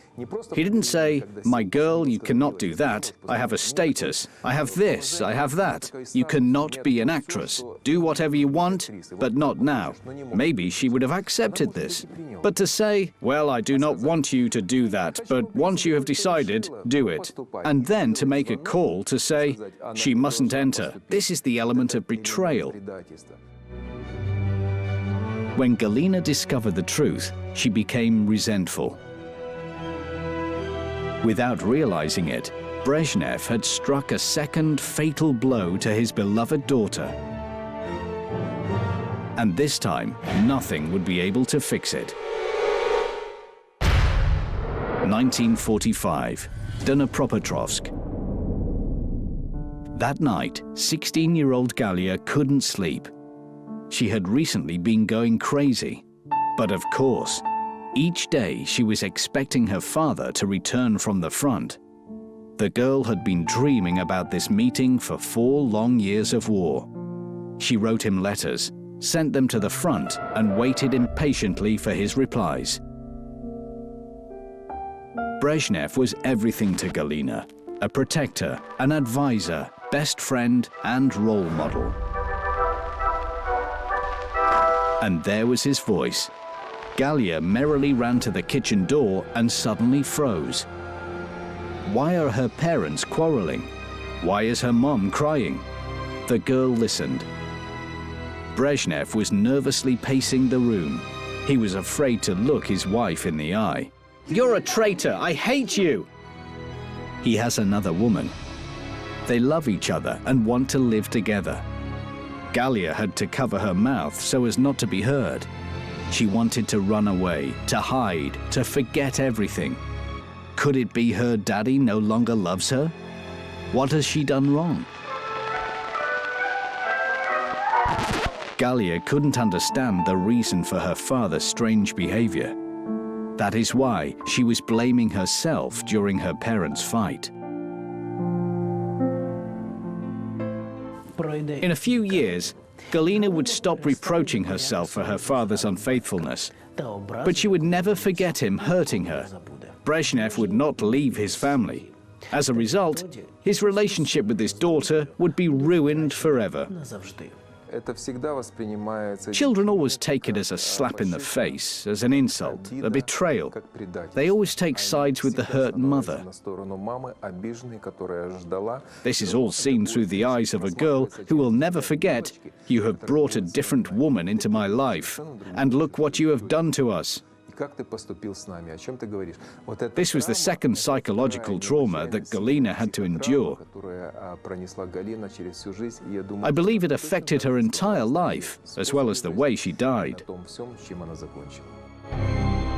Brezhnev's favorite daughter, an open and loving girl, would gradually begin to change. She would become silent, nervous, and quarrelsome. After failing her exams at the Theatre Institute, she avoided her father more and more, building up to a serious protest. At home in Dnipropetrovsk, Leonid Brezhnev won Galina a place at the language and literature department of the local institute. She would go to school, but refused to join the Komsomol. Thus, Galina would strike the first blow to the reputation of her influential father. Her life became a constant struggle for independence. Leonid Brezhnev even tried to influence her through some Komsomol organizations. He thought that maybe it would have some effect, but it didn't. She believed he had no right to control her personal life. As a student, she loved to arrange parties for her fellow students. She would take expensive cognacs, wines, and liqueurs from her father's cupboard. Galina often stayed up all night with her friends getting drunk. It made her feel independent and brave. She spent her whole life trying to undo her parents' failure. They had destroyed her childhood dreams. Galina and her parents would pay dearly. She ended up dedicating her entire life to this unrealistic theatrical career. But her father would always win. He would find her and bring her back home, causing a scandal. Her father never dared to raise his hand to her, and Galina knew that.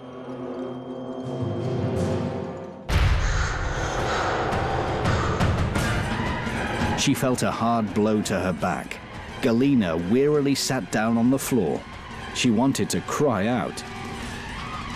She was once again dragged into a hateful hospital ward that was more like a prison. Galina was kicking and screaming, but the nurses were much stronger. One injection of sedative, and Brezhneva fell into oblivion. Her body felt warm. She couldn't move. Yes, she didn't try to escape, but this does not mean she wouldn't try again. Suddenly, her consciousness returned. She had found a solution. Her daughter, her little Vikusia. She wouldn't leave her mother in the hospital like that. Vika loves her dearly.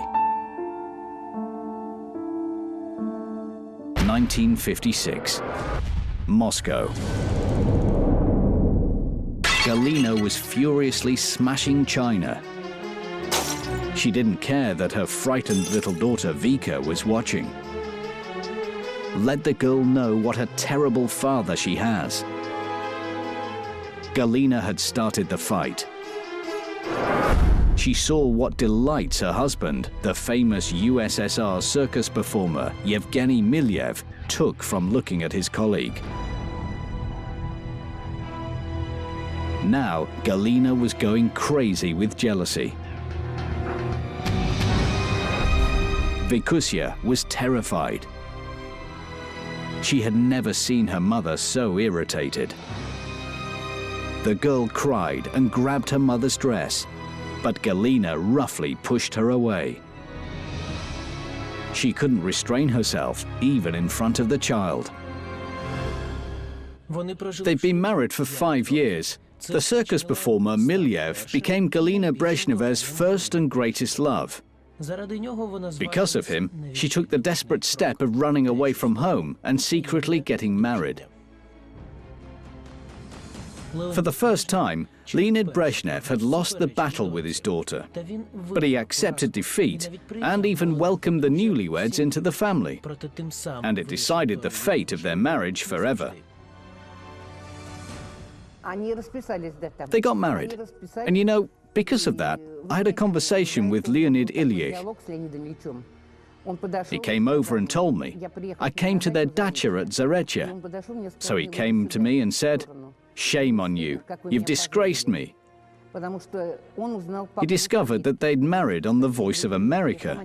I said, "Leonid Ilyich, I didn't know myself." And he hadn't talked to the people in the wedding photo for a long time. They had gravely insulted him. He was very upset by the marriage and hadn't talked with Milyev for a very long time. Another plate flew into the air, but someone's hand gripped Galina's wrist. Brezhnev could do nothing but interfere. He was protecting his son-in-law. Oddly enough, his acceptance of Milyev was her personal defeat, because when you take revenge on a man and challenge him, you expect resistance. Brezhnev did as a wise Oriental philosopher would do. He used psychological aikido. He gave in, showed no resistance, and thereby deprived her of her strength. He accepted him. However, Galina interpreted Brezhnev's actions differently. Her father justifies her unfaithful husband because he himself had a lot of mistresses. And now he's trying to control her life again. No, she couldn't let this happen. And now, to avenge her father, she was ready to cross the last line, to destroy her own family and leave her beloved husband. She loved Milyev all her life. And during the hard times, when I was with her, she was thinking only of her when she lived with Milyev. It was hard for her after living such a luxurious life. She was beautiful and wonderful. Everyone loved her. Everyone was singing her praises. They took everything. And then, alas, if there hadn't been long-standing opposition to Brezhnev, this fight could have ended in reconciliation. But Galina no longer thought about it. This situation couldn't have ended in a long-term relationship, since she acted only to spite her father. Of course, this is not the action of a grown woman. A family stays together when they plan for the future. She had no plans. Passion is not a plan. Passion lasts for a few months, and then it fades. Then the real relationship begins. Hair rollers, kids, plans. She would divorce her husband and leave her only daughter in the care of her grandparents. And little Vika would only see her mother a few times a year. The feelings she had for her only daughter were a sacrifice, which Galina made of her own free will. Then she stopped caring. She had her entire life ahead of her, and she wanted to enjoy it. There's a visitor for you. 1997, Moscow Oblast, Mental Hospital number 2. Galina happily jumped out of bed. Igor Kio. This person really meant a lot to her, and she really wanted to see him again.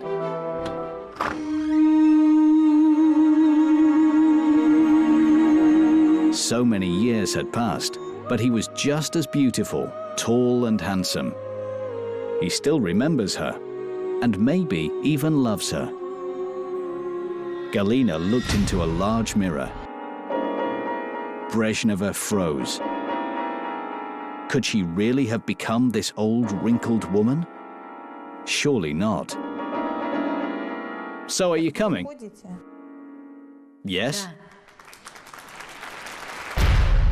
1961, Sochi. The newlyweds exchanged rings. Galia smiled at her husband. She felt completely happy. Brezhneva's new husband, the illusionist Igor Kio, was 14 years younger than Galina. Leonid Brezhnev couldn't approve of this relationship. She ran away with her lover to Sochi and secretly got married to him in the local registry office. Galina was celebrating her victory. She won this round against Brezhnev. Galina imagined how angry her father would be after learning about it all. Not for a minute did she regret what she had done. She enjoyed her new marriage, not knowing that it would last only 9 days. Watch next. Special operation of the KGB to arrest Galina Brezhneva. Why was the daughter of the General Secretary sent to Moscow under a military escort? The bloody war with the General Secretary, scandalous dancing on a table and crazy affairs, which would be the talk of the entire country. How and why Galina provoked her all-powerful father. The end of the Brezhnev era. The death of the General Secretary and long-awaited freedom, which cost Brezhneva her life.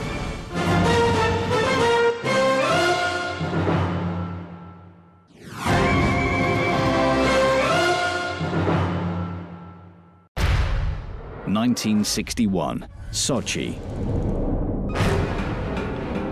Galina was crying hysterically.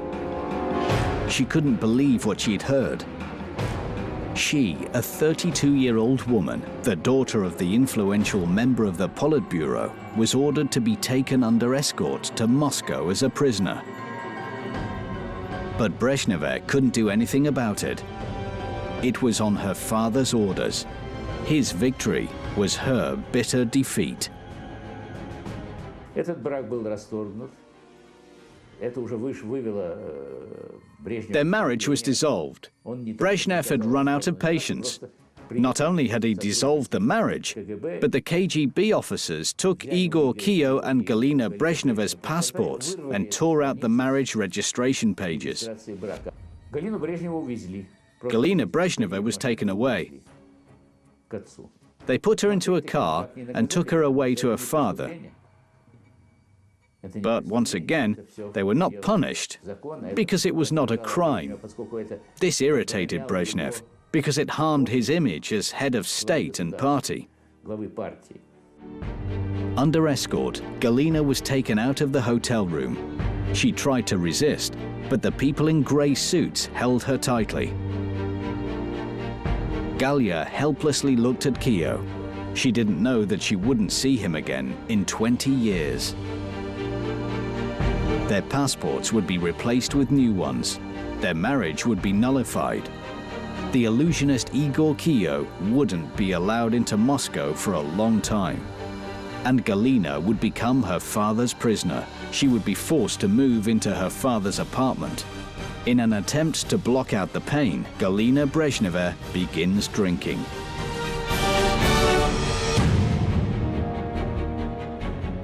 From then on, her life becomes a very public series of fights and scandals.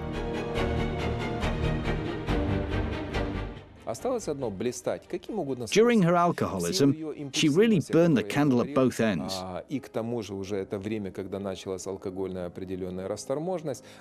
She became promiscuous and found herself the butt of her friends' jokes.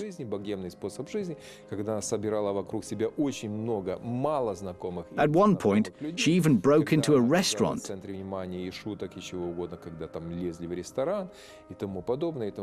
She continued to rebel against her father, who led a decent lifestyle and was the righteous man of the Soviet Union.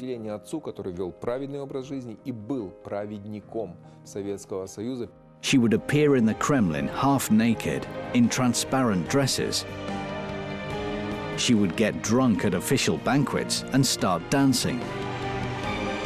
She would have many lovers and would spread incredible rumors about herself.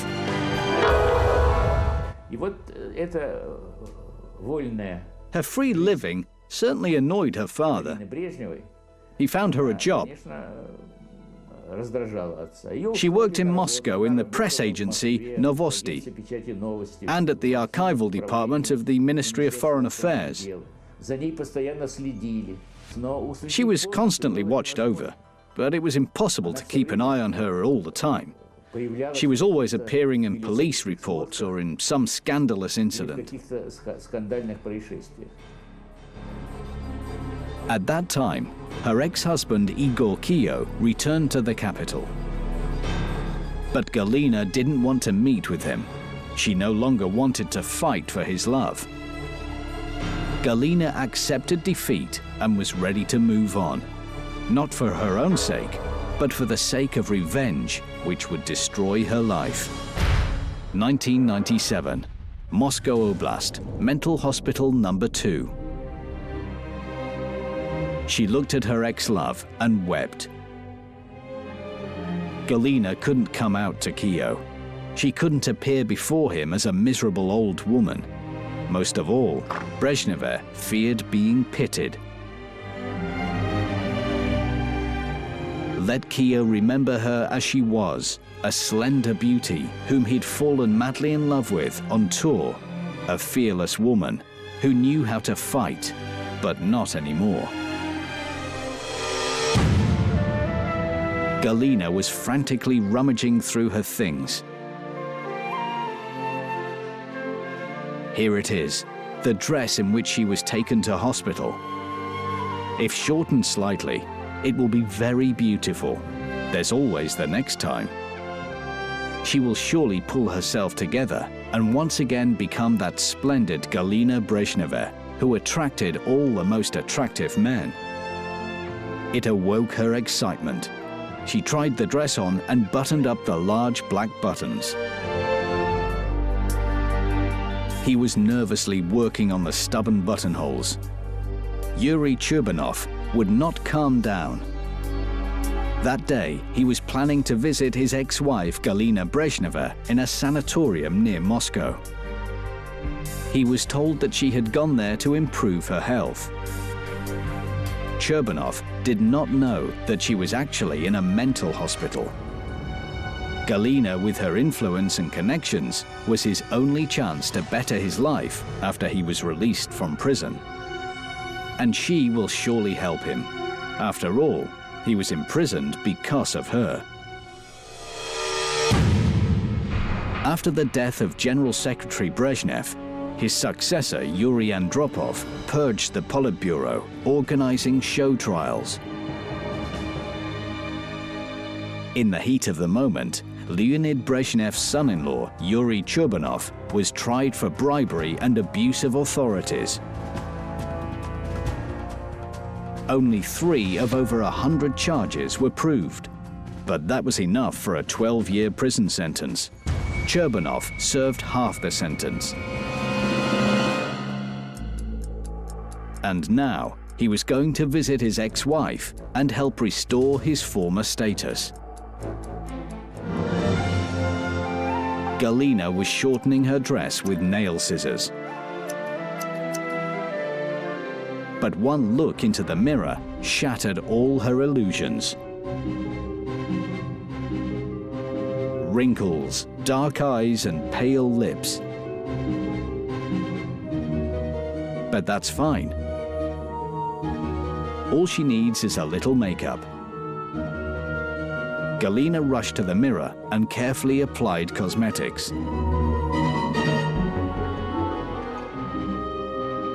Yuri Cherbanov glanced at himself in the mirror for the last time and was pleased with his appearance. Galina will be happy to help again. 1971, Moscow. Cherbanov was standing in a crowd of onlookers. He was very embarrassed. Galina went on a crazy spree again. He couldn't get used to it, although her drunken brawls were common. But what he saw in the restaurant shocked even him. His drunk wife and a dubious-looking man were trying to get into the Writer's House restaurant through a back window. A crowd was cheering them on. He knew she was cheating on him, that she lived with some circus performers and traveled abroad a lot. But she didn't report back to Cherbanov, the police general given to her according to her status. He sent his informants who reported back about Galina Brezhnev's tricks, but he couldn't raise his hand to her.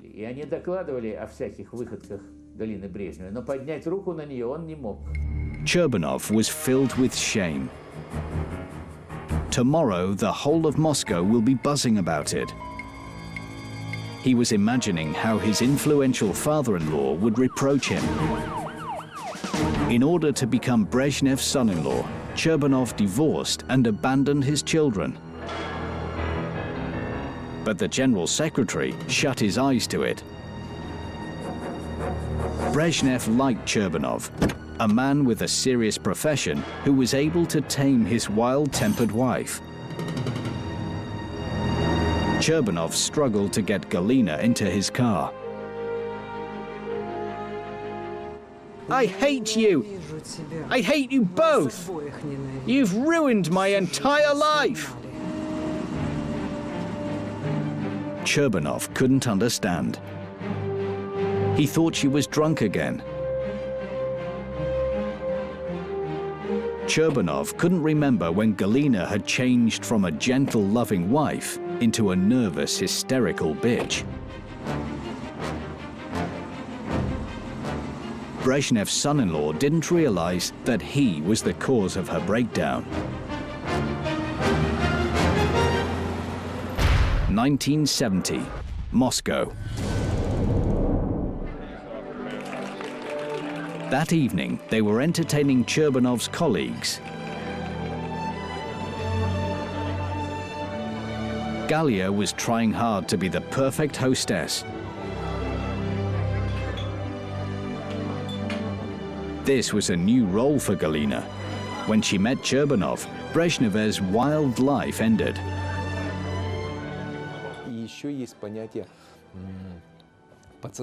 There's something known as subconscious defense.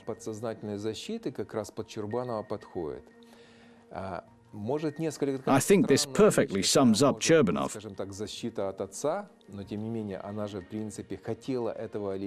Why do you need protection from your own father?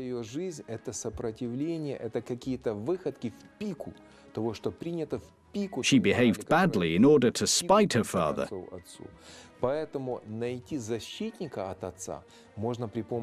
She found the protection she needed in her officer.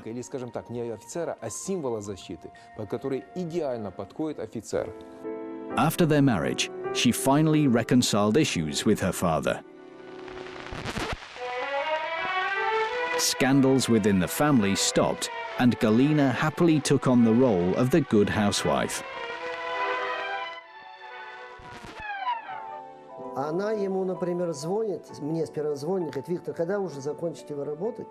She called him every day to find out how he was. Курицу сама жарила, спрашивала у нее, как эту курицу пожарить.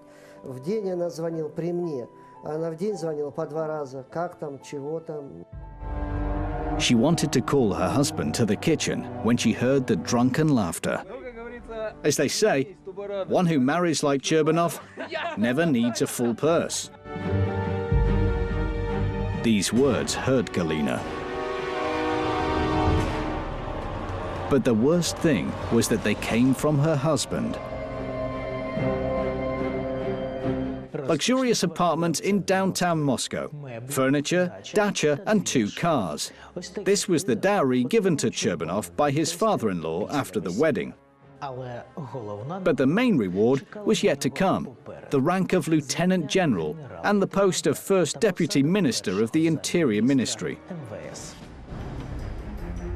Galina encouraged her husband's career advancement. But what she overheard was devastating.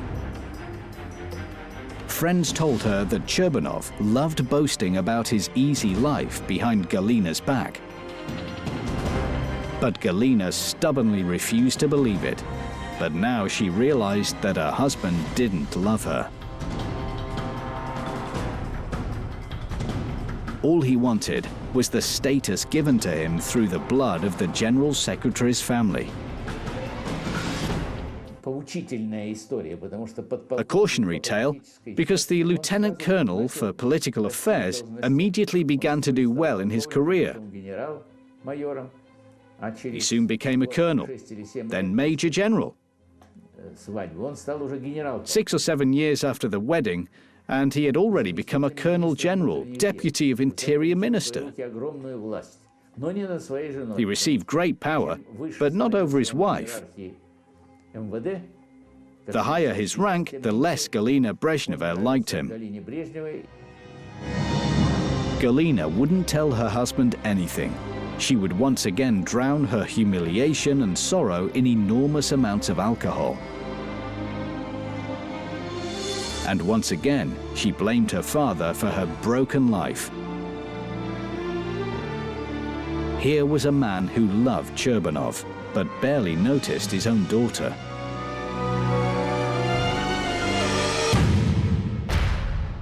(1997), Moscow Oblast, Mental Hospital Number 2. Cherbanov was killing time in the waiting room, nervously crumpling a bouquet of flowers in his hands. Why is Galina in a mental hospital? How will she meet him? What if she refuses to help? After all, she was so unpredictable.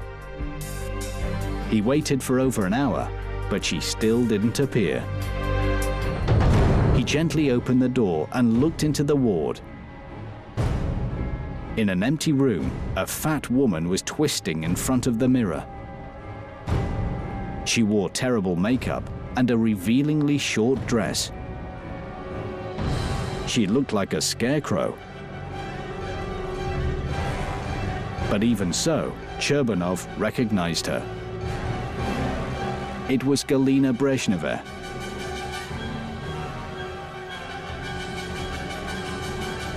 Once the most beautiful woman in the USSR.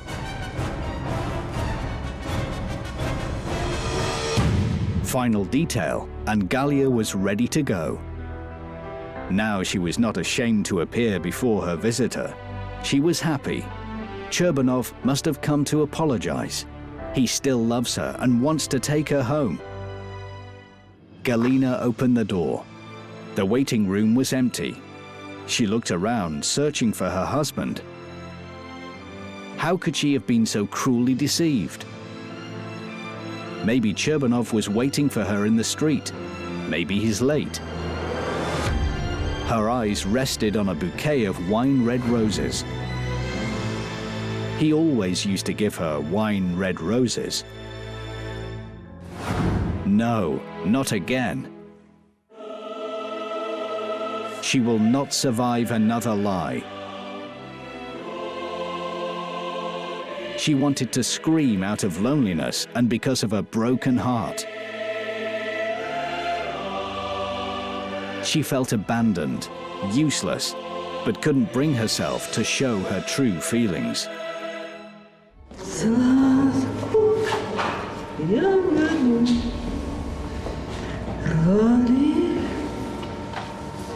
Вместе горькую ягоду Я сама. She couldn't stop singing. In a large apartment in downtown Moscow, Galina Brezhneva was partying hard. She was drinking vodka straight from the bottle and dancing provocatively on the table. She pulled up her skirt, revealing her legs. She didn't care that there were strangers there, and that the next day, her scandalous photos would appear in the Western press. It was a miserable, drunken end, you know? Everyone abandoned her. Nobody wanted to see her. When a foreign film company came to meet her, she welcomed them into Brezhnev's apartment and began to dance drunkenly on the table. By now, she was fat and unattractive. The foreign film company took pictures of her.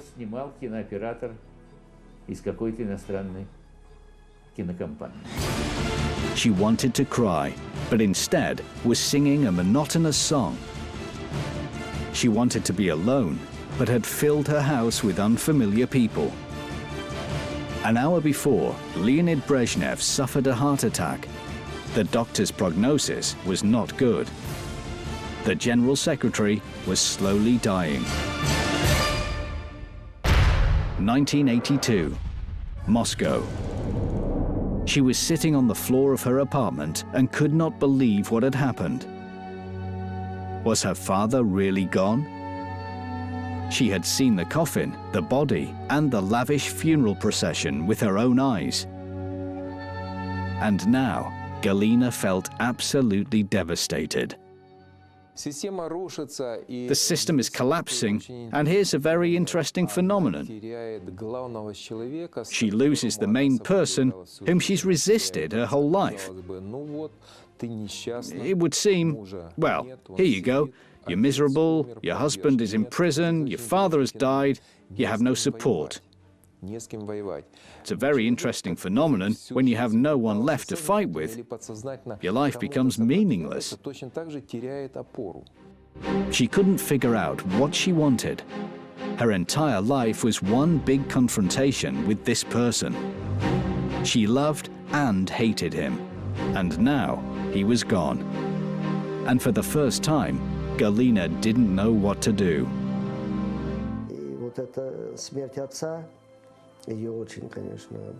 Her father's death, of course, was shocking.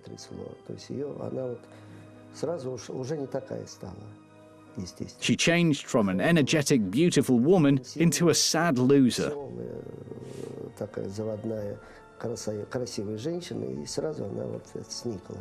There was no one left to show off to. Her scandalous behavior didn't surprise anyone and was no longer interesting. Nobody lent her a hand, you know, so the calls stopped, everything stopped. They'd forgotten that there was Leonid Brezhnev, that he was the General Secretary. She had to live on, but Galina didn't know how. She didn't know anything but alcohol and scandal. It got to the point where she sold all her valuables before ending up in a mental hospital. Brezhneva's daughter, Victoria, would never visit her mother in the asylum, and all the letters written to her by Galina were placed in a drawer unread. She would forget about her mother, just as her mother had done to her.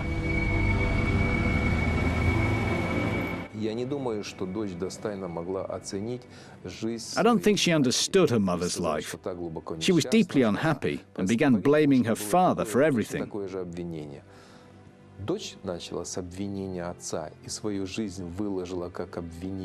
She too was deeply dysfunctional and had a problem with intimacy.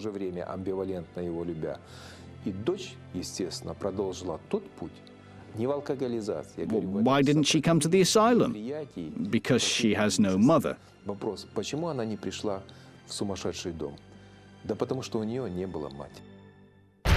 1997. Moscow Oblast. Mental Hospital number 2.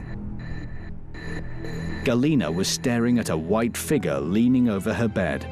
A smile lit up her face. Has someone come for her? The stranger's features became more clear. Galina recognized her doctor. Galina Leonidovna, we've made the tests. You have cirrhosis. You have only 2 months left to live.